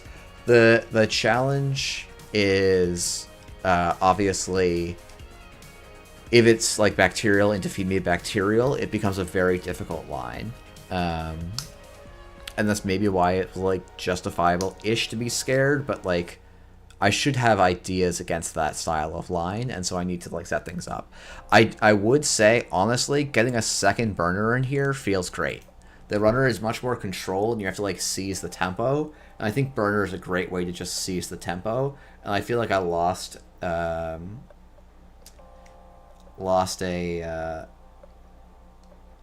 couple games by mismanaging my burner. I don't think I actually got to fire a burner because I just kept getting it pinged by random damage.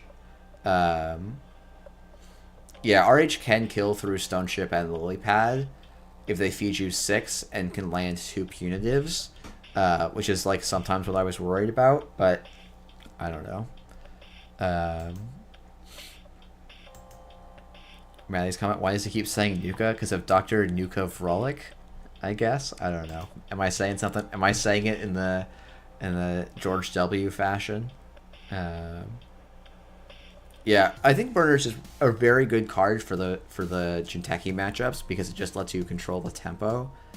And I think also Cataloger is going to be better in those Jinteki matchups than the Deep Dive is. So it's just like, which way do you want to hedge? And like, if you put the Burners in, you're also gaining some equity on PD because you get to deal with the Seamlesses, and so maybe you can go for the multi-axis plan that's a little bit weaker and just try and single out the PD. But like, I would genuinely look at like cutting the Physarum for a twinning. Because the multi-access, the problem is you have your only way to like move the twinning is UAV. But honestly, that might be enough. Like, you're just trying to get 1 or 2 extra accesses. And like, you can always like, you will probably always be able to find things to bounce. Like Pishasao and Hush will always work for that.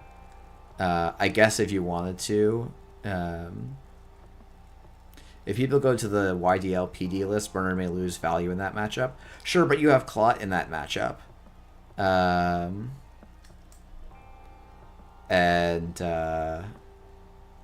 Yeah, as Physarum is important that it's Mari and Tuno odd matchups, yeah. Like, to me, Imp might be the card I would look at fiddling with, but Imp also does some... It's like a weird soft multi-access, and that also, like, does stuff. Jeff, who's going to win Cascadia, asks Eric. I think my money is on a Eric Sokka finals. And I think Sokka's going to take it.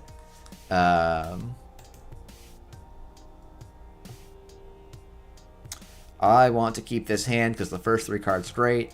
Next 3 cards are ass. Or next 2 cards are bad.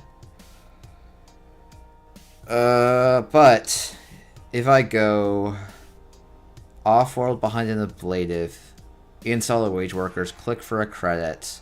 No, I'm short on scoring there. I kind of want to do it anyway, though. No, I can't. I have to worry about diversion against this deck.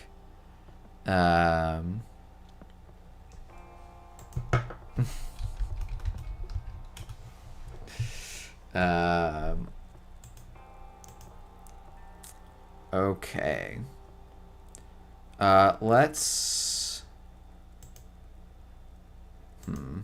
I think we're going to do some slightly inefficient stuff here. We're not going to use our Asa trigger. Okay. Let's draft our HQ, and we'll just throw a Tranquility out in the new remote.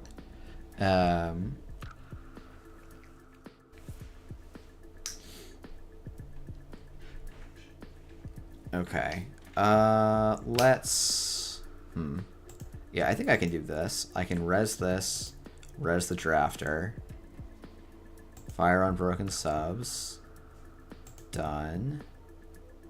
Install Managarm in server 2. Tranquility Home Grid, we're going to gain 2. And then we're going to install Rashida in server 2 and continue to movement.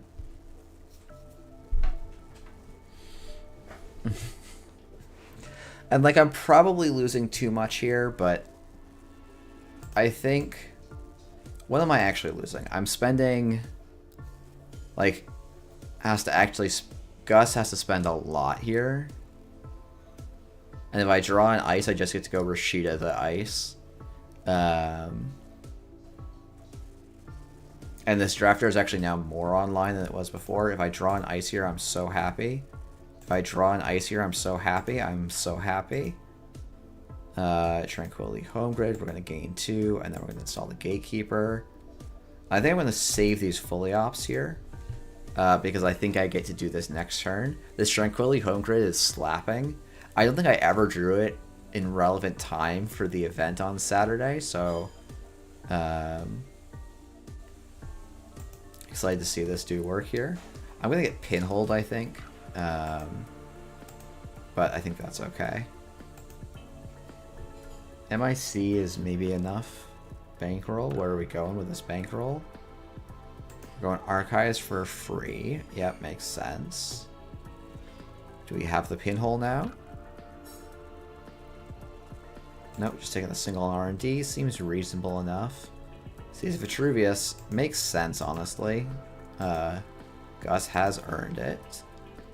We'll trash gain 3. This feels okay. Yeah, Jai, I think this is... I didn't make it for the event, but... and having 2 actually feels fantastic here. I think I'm just going to do... Off-world Mick in server 2. Is that right? Do I want to just do them a virus behind the gatekeeper?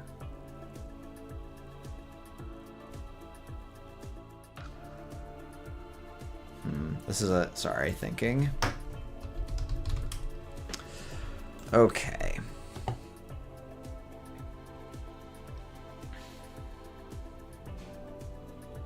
Because it's like the other... The nice thing would be hitting some fully ops here, right?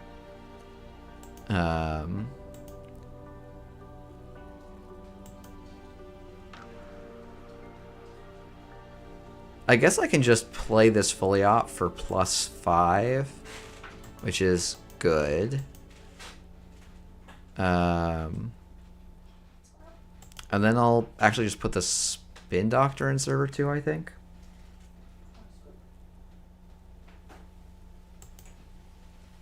And then we'll gain another 2, and I'm going to discard the Ikoa here, I think. This is the Mav version. Mavirus turned out to be among the most important cards in the deck for me. I played against God of War Freedom.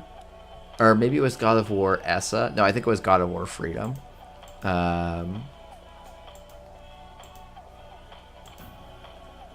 And when their only breaker is God of War, you just dunk on them.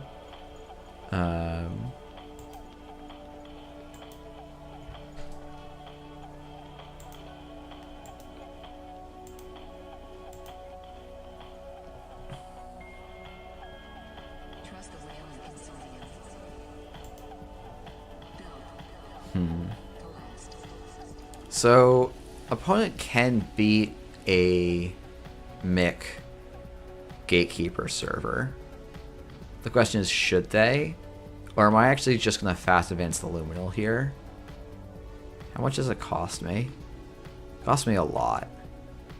I would like to draw a non-code gate, frankly.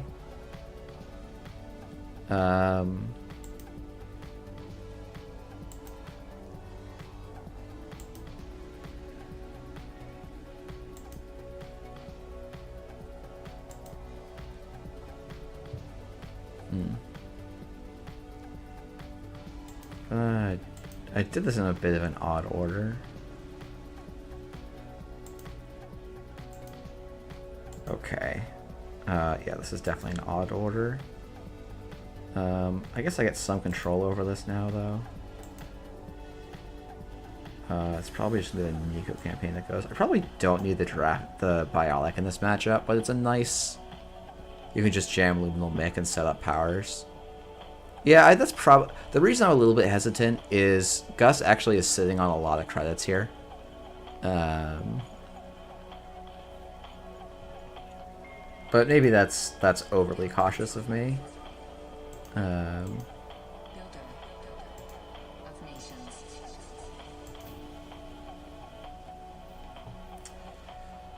Oh, yeah. Let's go and see if I can figure out how to ban someone in Twitch in time. No credits here. I do not feel a need to res. They will get to trash them a virus for free, but that's fine.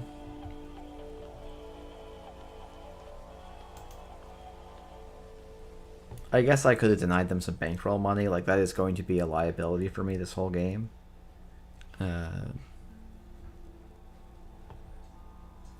But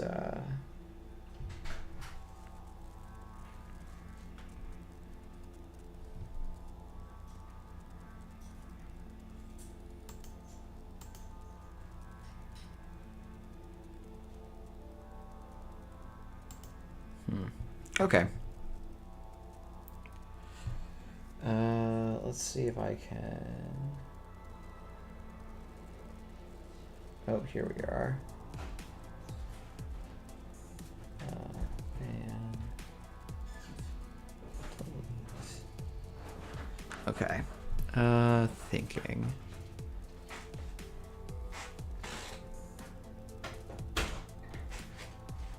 I think this might just be Luminol on server 2, Tranquility Home Grid, draw a card, install on server 4.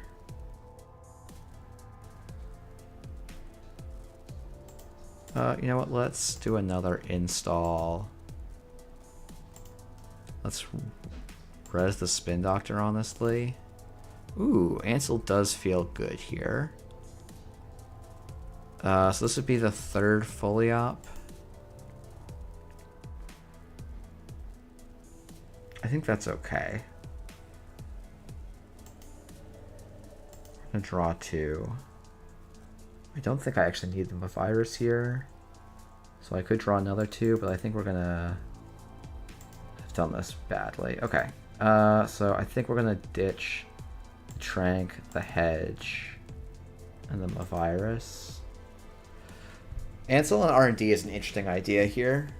It's a good shout, Jai. I guess I'm just not at 2 points. I'm not as worried about it, but maybe I should be, because there's what, 6, 8. So there's 12 points in a 20 card R&D, including both Ikawas. Now, opponent's gonna have to pop first, which I think is a little bit unlikely. But definitely non-zero probability.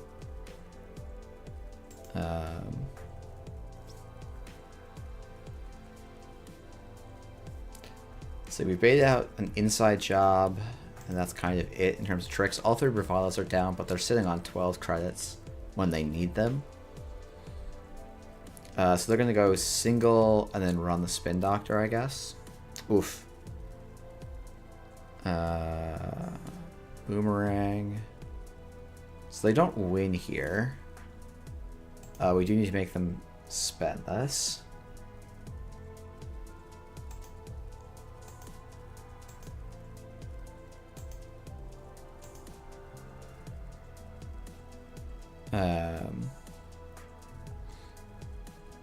Yeah, them getting a 6 is not good here for sure.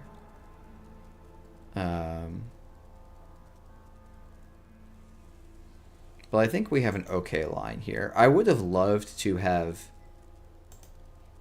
not drawn so assily here. Like, drawing exclusively Code Gates and Drafters against exclusively a Cat's Cradle is not ideal. But I think we're actually going to use the Biotic Labor here.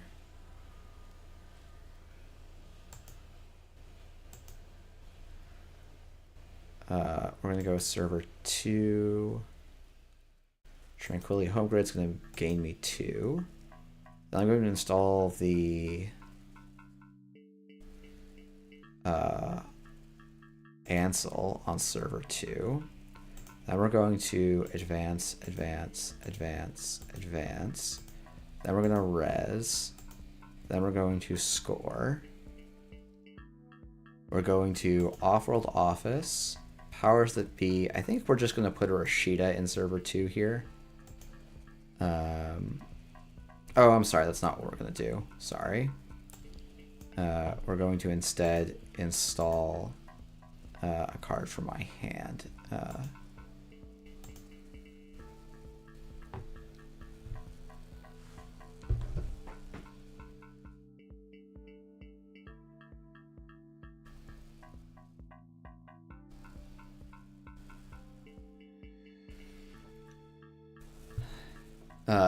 It is from HQ. It is from HQ.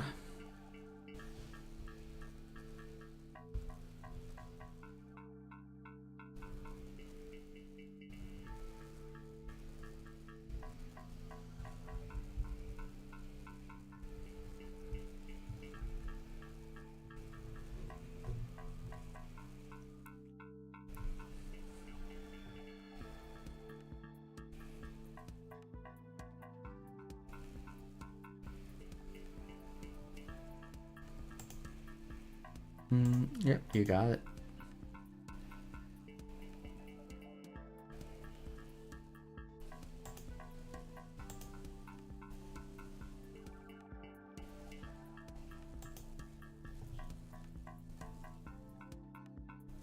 Well, that's definitely an awkward draw.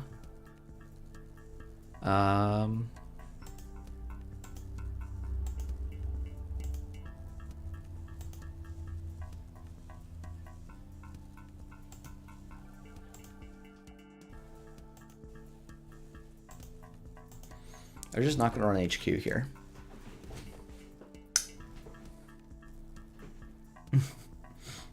Sometimes you just gotta believe.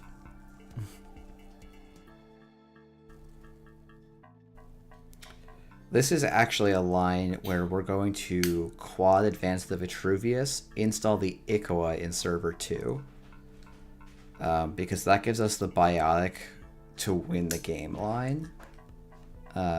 Which is a fun line.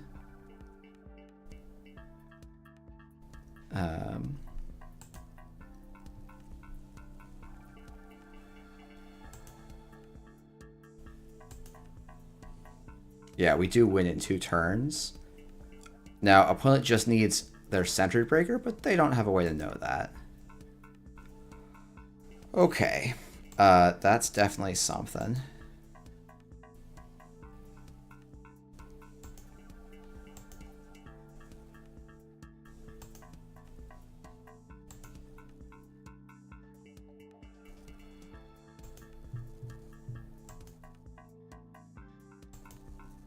Or you could triple advance, score, powers Ikoa, and wage workers advance. That's true. I guess I like the flexibility with the Vitruvius token, where if things go weird, I have extra lines. But maybe means I now have to defend the wage workers, whereas your line means I still have to defend the wage workers. Okay, so that doesn't feel different. So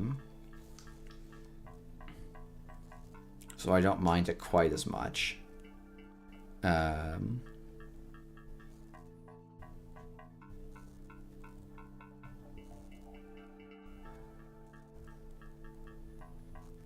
Alright, opponent's got 2 clicks to go. If they run R&D, I get to put a Rashida down, which feels good. Yeah, we have a lot of ways to lose here. Because there's still an Off-World and an Ikoa in the deck, right? It's actually not too bad, right? This is 5, 6, 7, 8.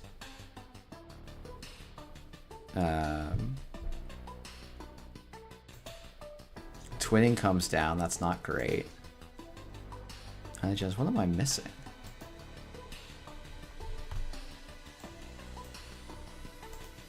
Hermes comes down. Okay, so we win. The game is actually over. Unless they inside job a central here. It's their actual only winning line.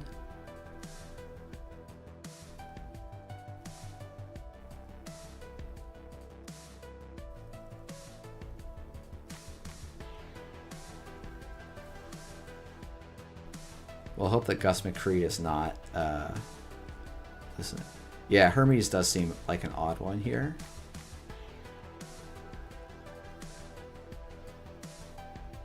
Okay, do I have a Manic Arm in Archives? Oh, it's a same server, though.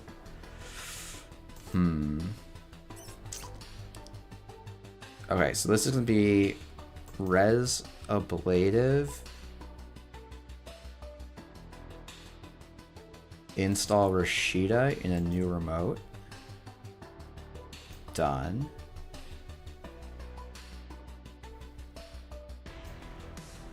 And then we're going to shuffle Fully Op and Fully Op.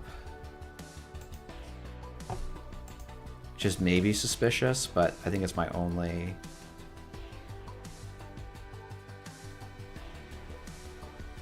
Ooh. Skunk HQ. So genuinely, I'm not skunking HQ because Skunking HQ tells them to run HQ. If they do run HQ, they have to literally inside job it. Otherwise, I get it. And I can still make it a 50-50. Was basically my thinking. But I have 9 credits, and that's all I need. So, lucky us. I guess maybe, though, it's always correct to skunk HQ there. And they don't actually... And the thing is, they'd have enough credits to pay for it.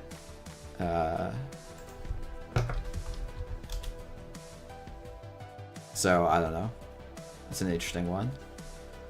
Unique cards access, I'm actually so glad that's a stat. It probably is including archives accesses. Yeah, no, I would skunk with the drafter. Like, there's lines where I lose if they do just inside job YOLO it on HQ, but I think I'm kind of comfortable with those lines.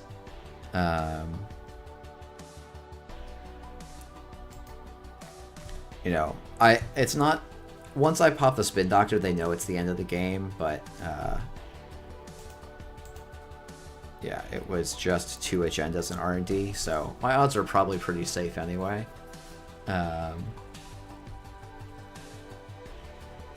I don't know, that's interesting. This is a funny game where this deck won without having, like, 8 of its influence was missing, and it still won the game. Actually, 9 of its influence never showed up. It's the only influence we saw was what? The powers that be, the Maviruses. And... wait, where's the rest of the influence in this deck? Why am I not able to count the influence in this deck?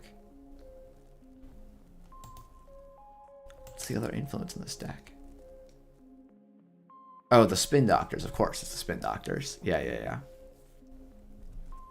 Inside Job was played like 4 turns ago. They'd drawn a bunch, so I don't think it was impossible for them to have the second Inside Job. But yeah, so 3 Spin Doctors we saw. Yeah. It's the 3 spins. The 2 Maviruses is 5. The 2 powers that be make it 10, and then yeah, it works.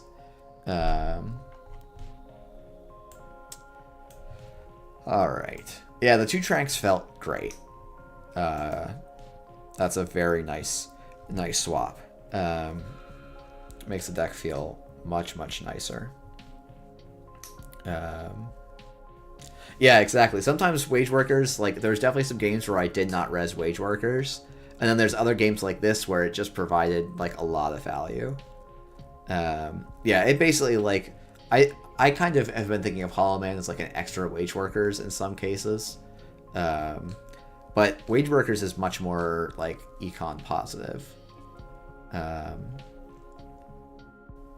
I don't know. You know what I really want to do? I want to play one relaxing game of Eternal.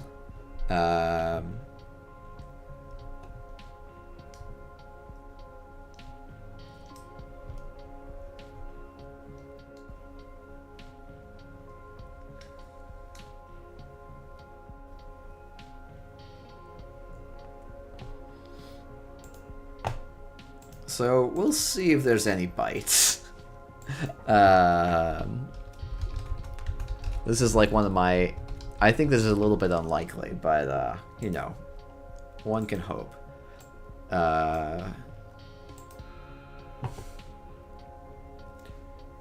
Let's see, where are we? The deck I'm thinking about is CI. It's one of my favorite decks in Eternal. It absolutely needs to get some more aggressive points put on it. But maybe I'll, you know, yeah, someone page an Arco for me.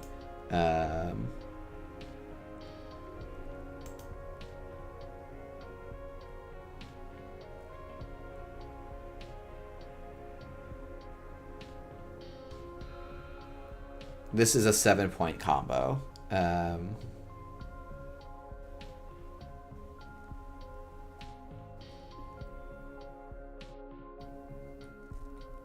What one is good for Cascadia this weekend? I still think World Tree Ari is very, very good. people will say it didn't do that well. Actually, only one person, I think two people were playing World Tree Ari at NA and at East Coast Nats. Dan piloted it into the cut, and I think Seb K just barely missed the cut. Reg Lat is clearly very good. I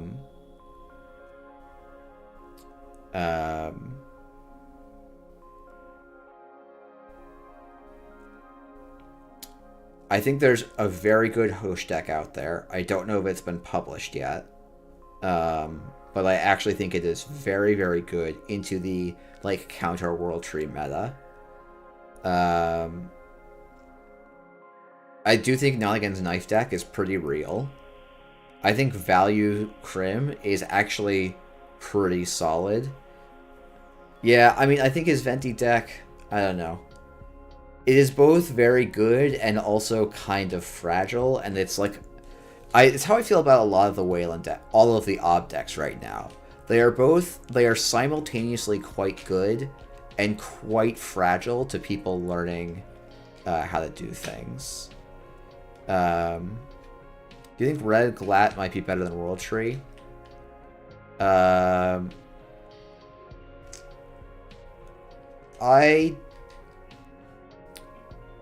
don't think so. I think World Tree is still the best deck in the format. I don't think it is like a... I think, like, maybe even last week I was saying it was a tier 0 runner deck. I'm not sure it's actually tier 0. I do think it's better than the Reg Lat. I think it is harder to play, and everyone feels like it's going to get banned, and the Reg Lat still wins enough for, like, if you're good at the Reg Lat, why bother to learn this deck that's probably going to get it ban listed? I just struggle to see a world where World Tree doesn't get ban listed for, like, some reasons.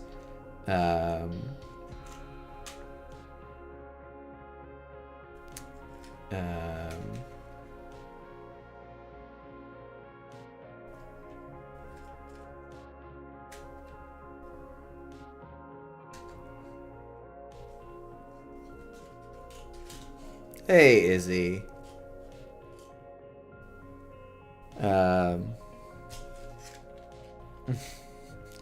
Izzy saying, of course you can beat the World Tree player by just shuffling every time they offer you a cut.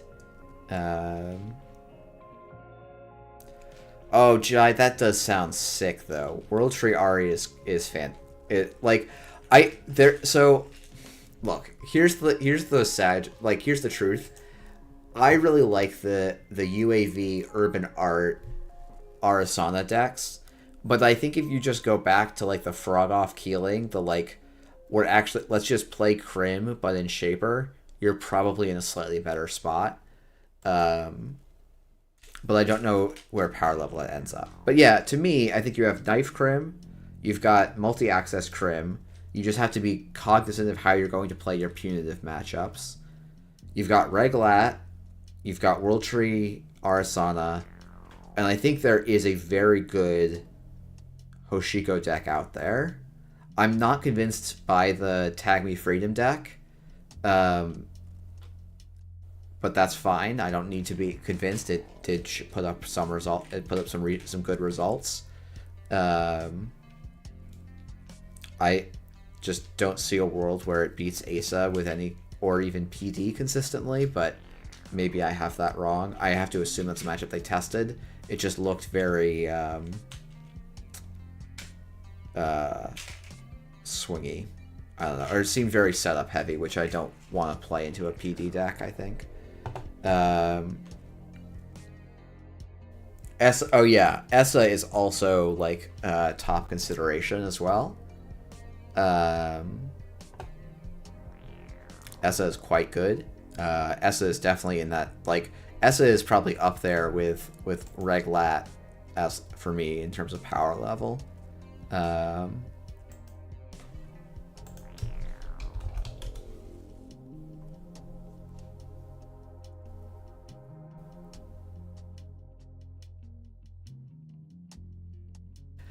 Yeah, Meteor, that's definitely a way to look at it. I guess I'm not, like, super convinced that that's the way I would look at how this works. Oh, I would be playing a bunch of old school cards that people may not know, so let me try and play through them a little bit slowly here. So the first one is Cerebral Imaging. This is that my maximum hand size is equal to the number of credits in my credit pool. This is a good card. It becomes really good with your digital life. Like really, really, really good with your digital life.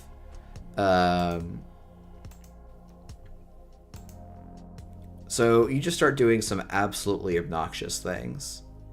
Does FCOM work, or does it still break the lobby? It breaks the lobby if I click undo click.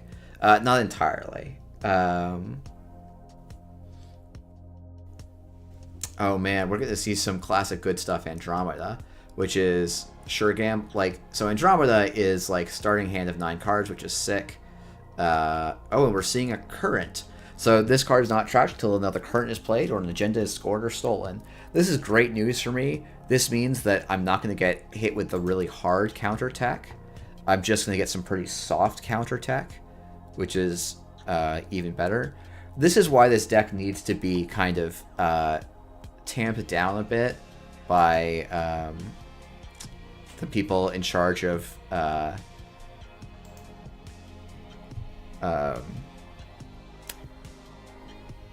Eternal, because I can play Corporate Hospitality and then go into Violet level clearance.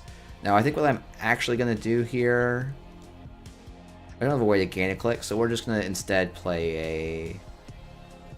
Wait, if I... No, hold on, I have a better turn here. I red level, install a non-agenda from hand, that's going to be the Wage Workers here. Then I'm going to gain a click. Then I res the Wage Workers, play YDL to go plus 11 or plus 9, and then I play the Violet level clearance I got back. And yeah, so Not Again's gonna run here. So the goal of this deck is actually to set up a combo. I'm not sure if I'm gonna land that combo today or not. Probably we're getting Amakua. But Amakua is pointed. It actually probably needs to come off the points list in Eternal, I think. Okay, we're going to get Account Siphoned. This is, I think, genuinely, one of the cards that I miss a lot. I'm going to lose 5, and Not Again's going to gain 10 here and take 2 tags. And, like, that's honestly, I think, pretty cool. So I'm at 14 out of a 10-card hand size, so I need to come up with some solution for getting rid of credits. Not Again probably should go and trash this Wage Workers here, but I actually don't have a good way to use it.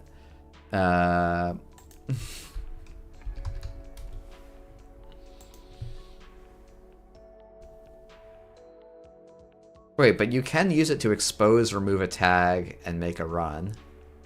But that's fine. Okay. Oh, we have another Violet level, so I don't think we're actually playing the Ultraviolet here.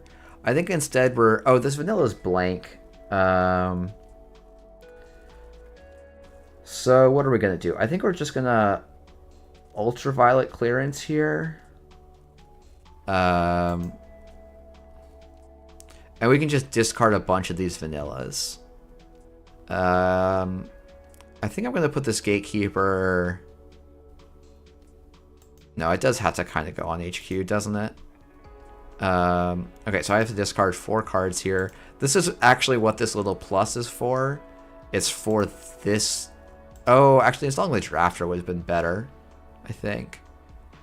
I think we're going to discard the Cybernex Virus Suite. And probably the Jackson Howard here.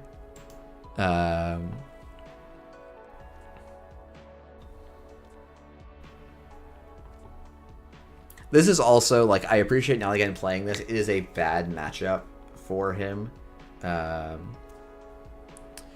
Is Wage Workers better than Jeeves in this deck? Yes.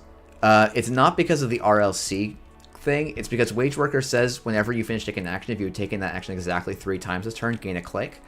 On the combo turn, we're going to trigger Wage Workers 3 times and score 7 points because of that, which is not something that we can do with Jeeves. So that is like a huge difference in what the deck is capable of doing.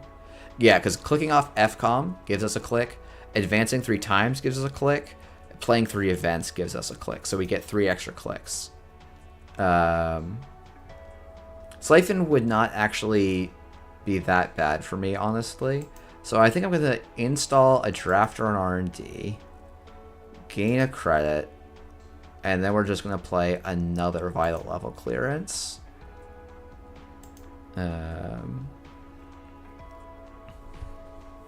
Yeah. So I think we have the combo in hand now. No, I think actually we're a little bit short. So we will res this drafter because it gets us to the combo pieces most of the time. Because I think we need we need 3... We need 1 more advancement counter at least. Okay, so we're going to add... let's add a VLC back to hand. And we'll put a Jackson Howard in a new remote. Yeah, Project Vacheron is extremely unfair in this deck. It is just, like, obscene.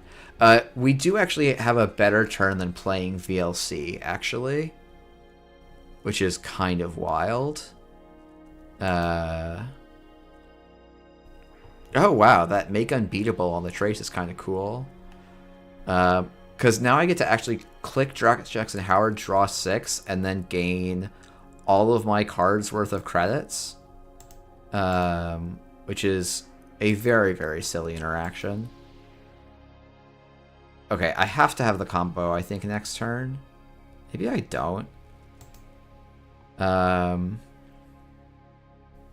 Let's see. Shipment. I have 1 Biotic, 1 RLC. That might actually not be enough. But we play the YDL here and go up to 33.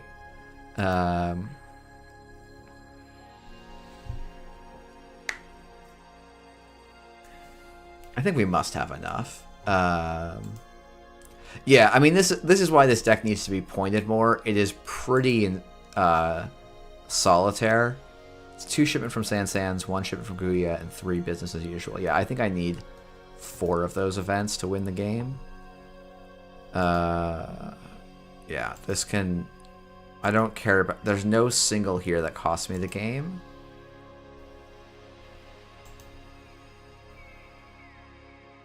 Yep, steals a Vacheron. Do I have a second Vacheron? If I don't, I'm in a little bit of trouble, but...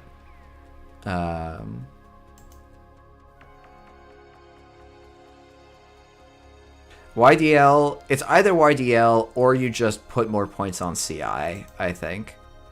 Okay, well, we drew into the business as usual, so I'm like 99% sure we have a combo now. Okay, so we're going to go shipment for Mirror Morph. We're going to install an FCOM in a new remote. I'm going to have to zoom back out. Apologies. We're going to put a Vitruvius in a new remote. Now, you might say, hey, Jeff, should you not be running Luminal because it interrupts the combo? And sometimes that's true, but generally it's better to have the Luminal so that you can score to clear a current, is what I found. Vacheron is pointed, so it's not like trivial to take. Advance, advance, advance. I always worry. I think I always end up messing this up. So we're gonna go a business as usual. Here and here. Then we score.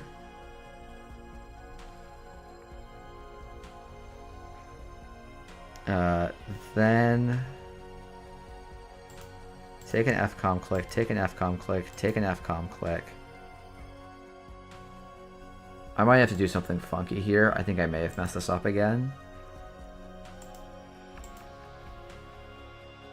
Yeah, I think I was supposed to put the advancement here, but I think it doesn't matter. I think I still win anyway. Because I have the Biotic as well. Ob is still quite strong. I just haven't been playing it, so it's hard for me to know exactly how strong.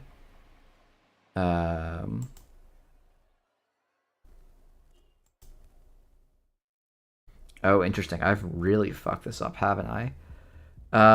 Okay, so if I score the Vitruvius, I... Okay, so if I ship it from Sand, I will have one click that I need to do to get that going. So we're going to red level clearance here. We're going to draw 2 cards. We're going to gain a click and say better lucky than good. Let's fucking go. We're going to score this. And then we will just ship it from Sand this. And score.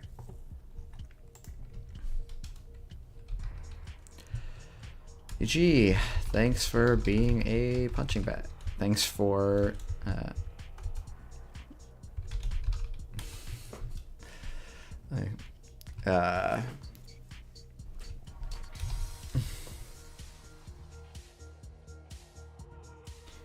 so me here. Well, here's what we're gonna do. I'm gonna show you the ob deck last time I saw it, and we're gonna talk about why this deck is completely cracked, even with the once per turn.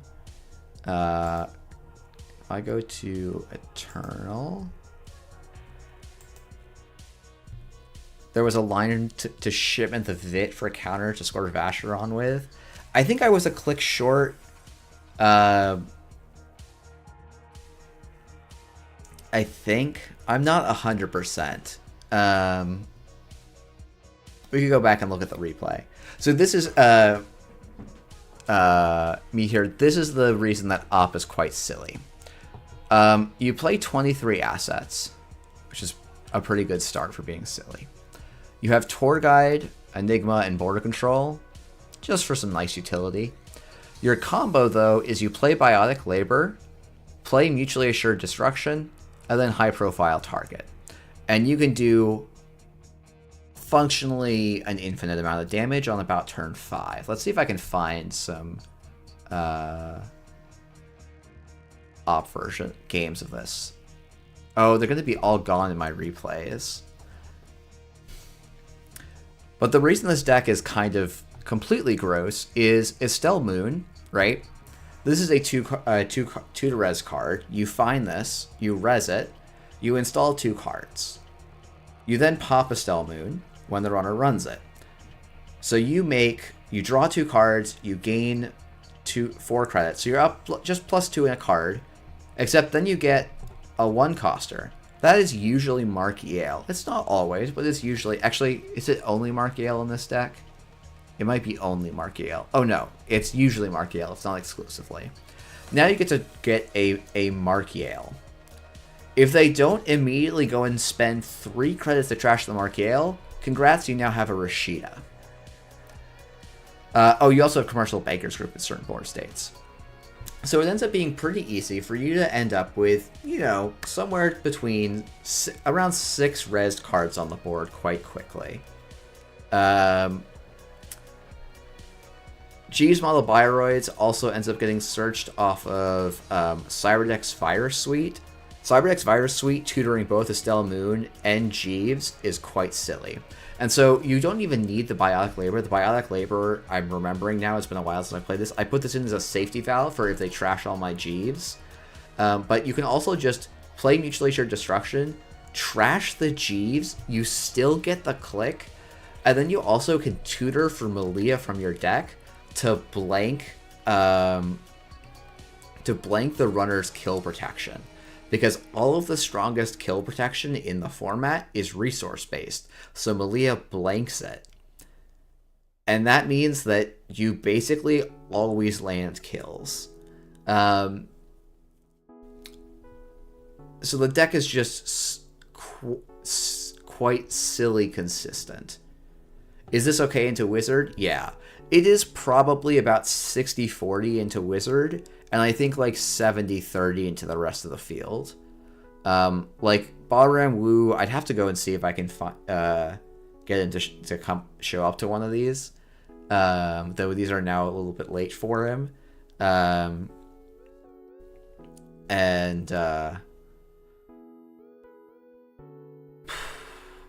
But I think this beats up like the deep dive shapers pretty easily. If your opponent puts no one home down, it's probably over. If they put no one home down, they have to also have more credits than your commercial bankers group. Plasticrete is not a resource. It is a hardware, so you don't get to blank it. But here, what we're going to do is we're going to like... I'm going to goldfish myself. I don't really feel like inflicting this on someone. So give me a second to join in my other...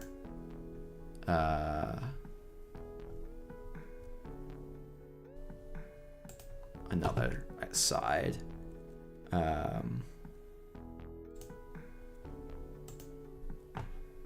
If someone really wants to play an Eternal Runner, that's fine, but like it's not what I'm itching to do here. So give me a moment.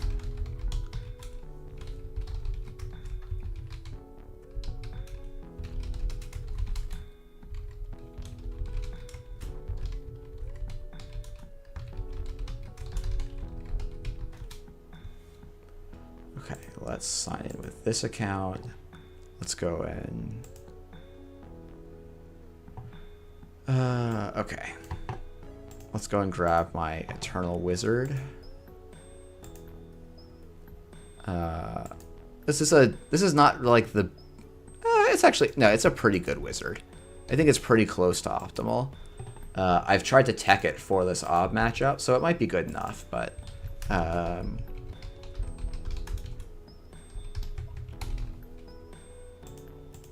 So this is Eternal. This is... Oh, shoot. Is there anything as messed up as this and CI runner side? I don't think so. That's kind of why I'm like, something needs to change.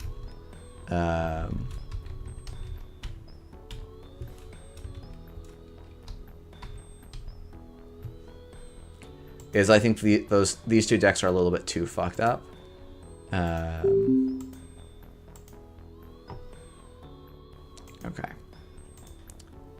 Let me go and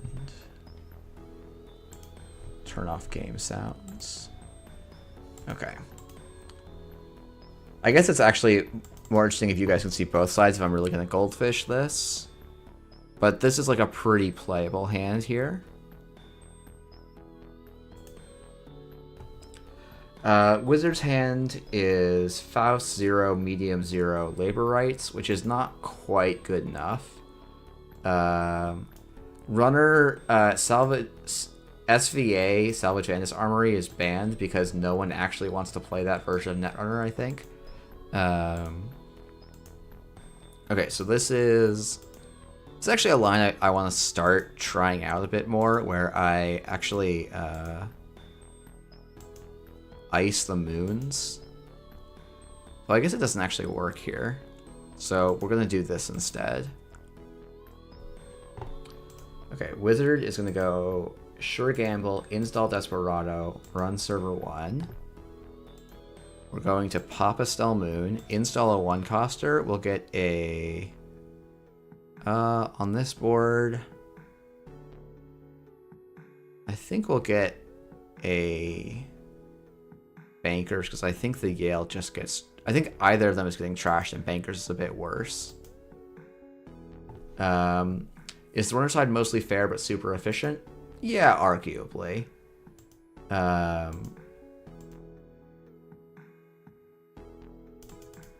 Okay, Wizard's going to trash this. And the turn. Okay. So, what we can do now is... Oh... That's interesting. So we're going to install Estelle, res Estelle, install in a new remote. We'll install in a new remote. We have not used Op this turn, so we're going to Resma Virus, Purge, and put a tour guide in front of the Estelle Moon.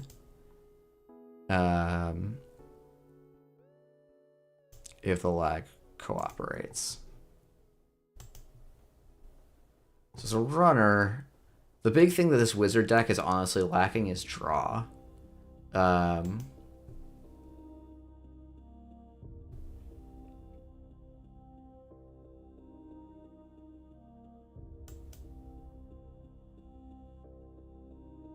So I'm like, oh, okay, it can go install Faust here, but I actually don't think it's running server 5 makes sense, so I'm actually going to undo this install. I don't think this actually accomplished anything, which is kind of nuts. The hand here for Wizard is Faust with 2x Strike Fund, 2x Deja Vu. And like, Wizard just kind of has to try and keep the board down here, I think.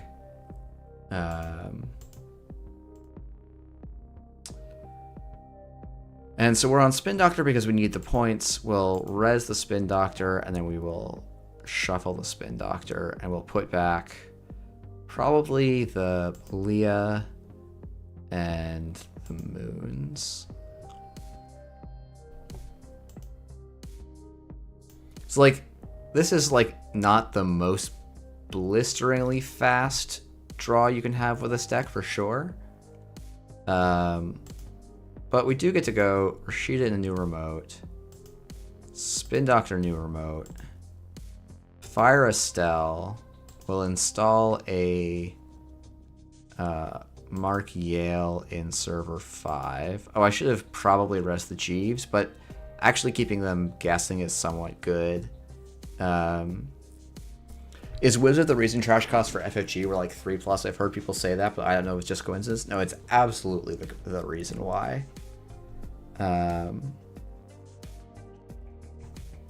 Like, Wizard was the Anarch for a very long time.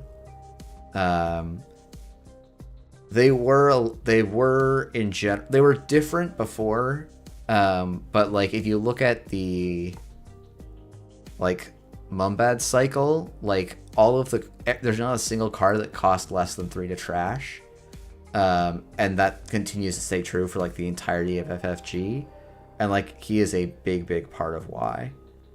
We're probably just going to go and put a border control on R&D because medium is actually one of the big ways we lose this game. And we don't really need these SDSs, so we can discard one of them and maybe one Rashida here.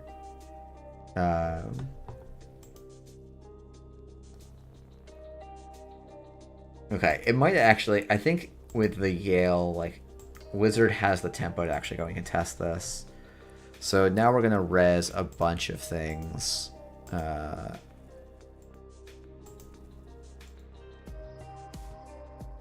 Okay.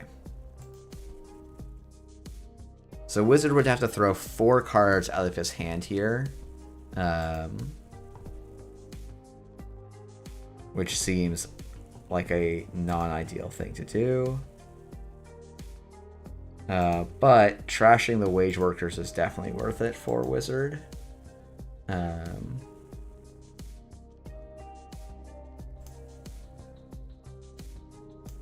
Or not the Wage Workers, the Chiefs.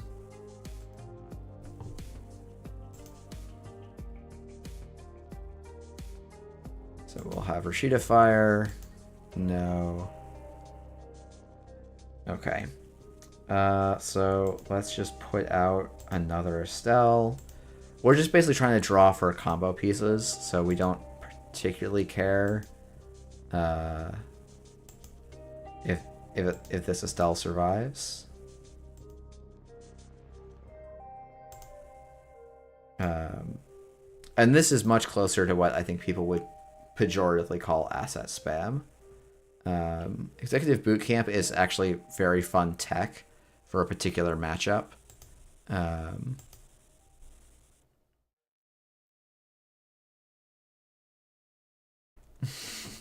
Player needs to do a thing now, which seems like not ideal to do with such a Jeffism. It is. It really... I see that no one else speaks that way as you say that. Oh, hey, Wizard found 0, which is good, but not in time. Like, this is the thing, is like, you need to have a draw. Like, Wizard can contest all of these, right? It's not going to be hunting for money, but it's absolutely going to be hunting for draw here. And so it has to pick, like, where to attack here. Like, trying to attack recursion, that generally is, like, a better place to go. I actually think I care more about those things there. We're going to get the 0 down in the hope that this game goes long enough. But now, Op gets to... Oh, this is the thing that's a little bit cursed, right?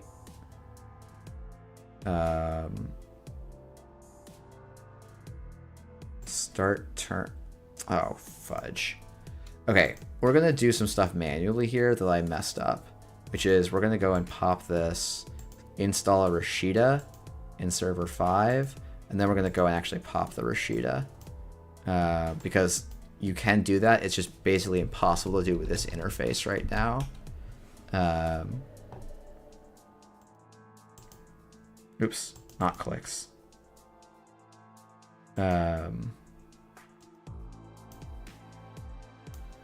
Okay, so now we have the Jeeves, so we pretty much have the combo. So we're going to go something like Jeeves in server 5, Order Control in server 5, and just an Executive Boot Camp in a new remote.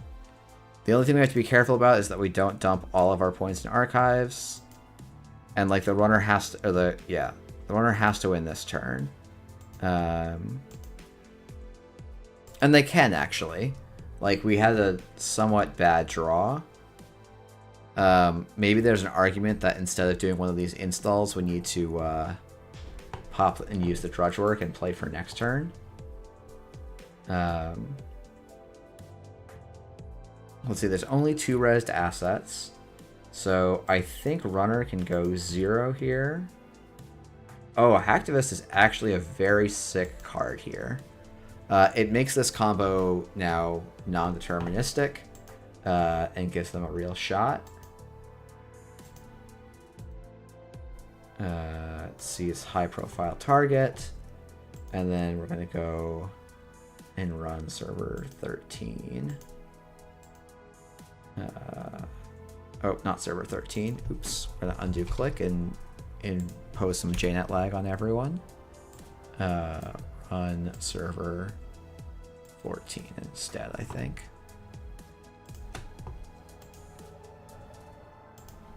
And pay 3 to trash. Okay. So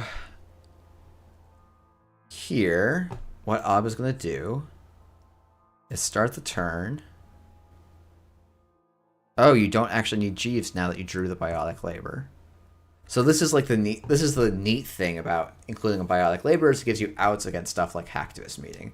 So Hacktivist Meeting, I probably should have said what this does. This card's not trashed until another card is played or an agenda is scored. As an additional cost to res non-ice cards, the court must randomly trash a card from HQ.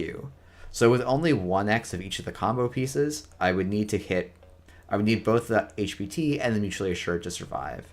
With Biotic Labor, I no longer have those stipulations, so I can just go and do this. Give the runner 6 tags.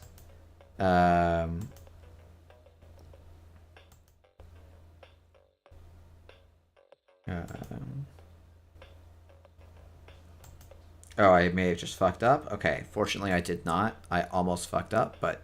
and then I get to go and do 12 damage, or no, 6 damage for just trashing 3 cards. But let's say if Hacktivist wasn't scored, I would be able to trash an additional 2 cards, and I could do 10 damage for 2 credits. And even if without the Biotic, I can do the Wage Workers and then go and trash the Wage Workers along with any other cards. If the runner runs my ice, that gets rezzed, and it's much actually harder to remove than the assets. So, you know, this is also a turn 6 win, just like the CI deck was. So, to me, these are setting the tempo and pace of the format, and I think are excessive. And I think both are addressable. Me here, Mad and Tag Punishment were never legal together.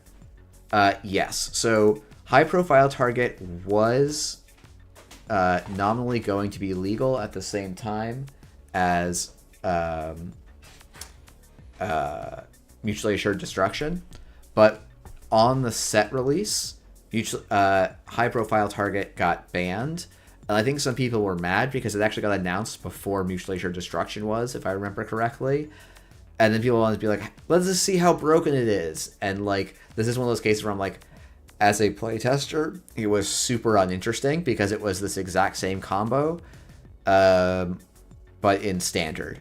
Like, it wasn't more interesting. It was just the same combo. And you just didn't do it with Jeeves. You did it with Biotic Labor. And so it's just like draw 3 cards and win the game. Or if they run too much, you can just give them more than 4 tags and win the game.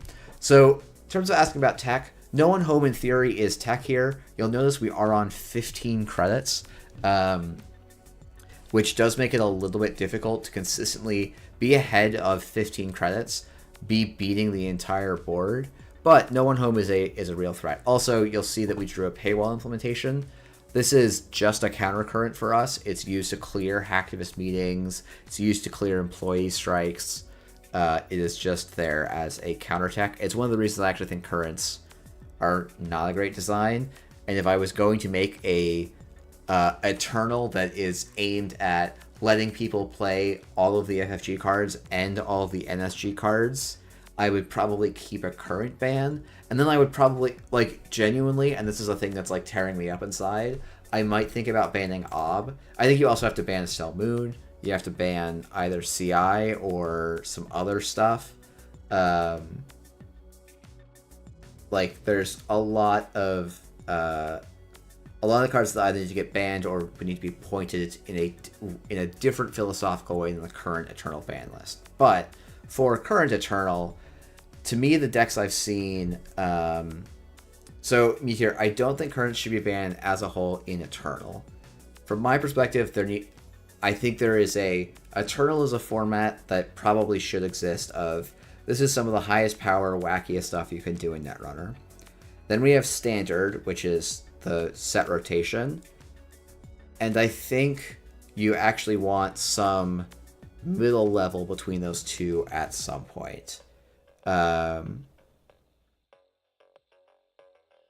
Lazy, do you think the vision for Eternal might change after Dawn and all of FFG is out of Standard? Yeah, I actually do think that, Lazy. And it's something I might try and help out and push for.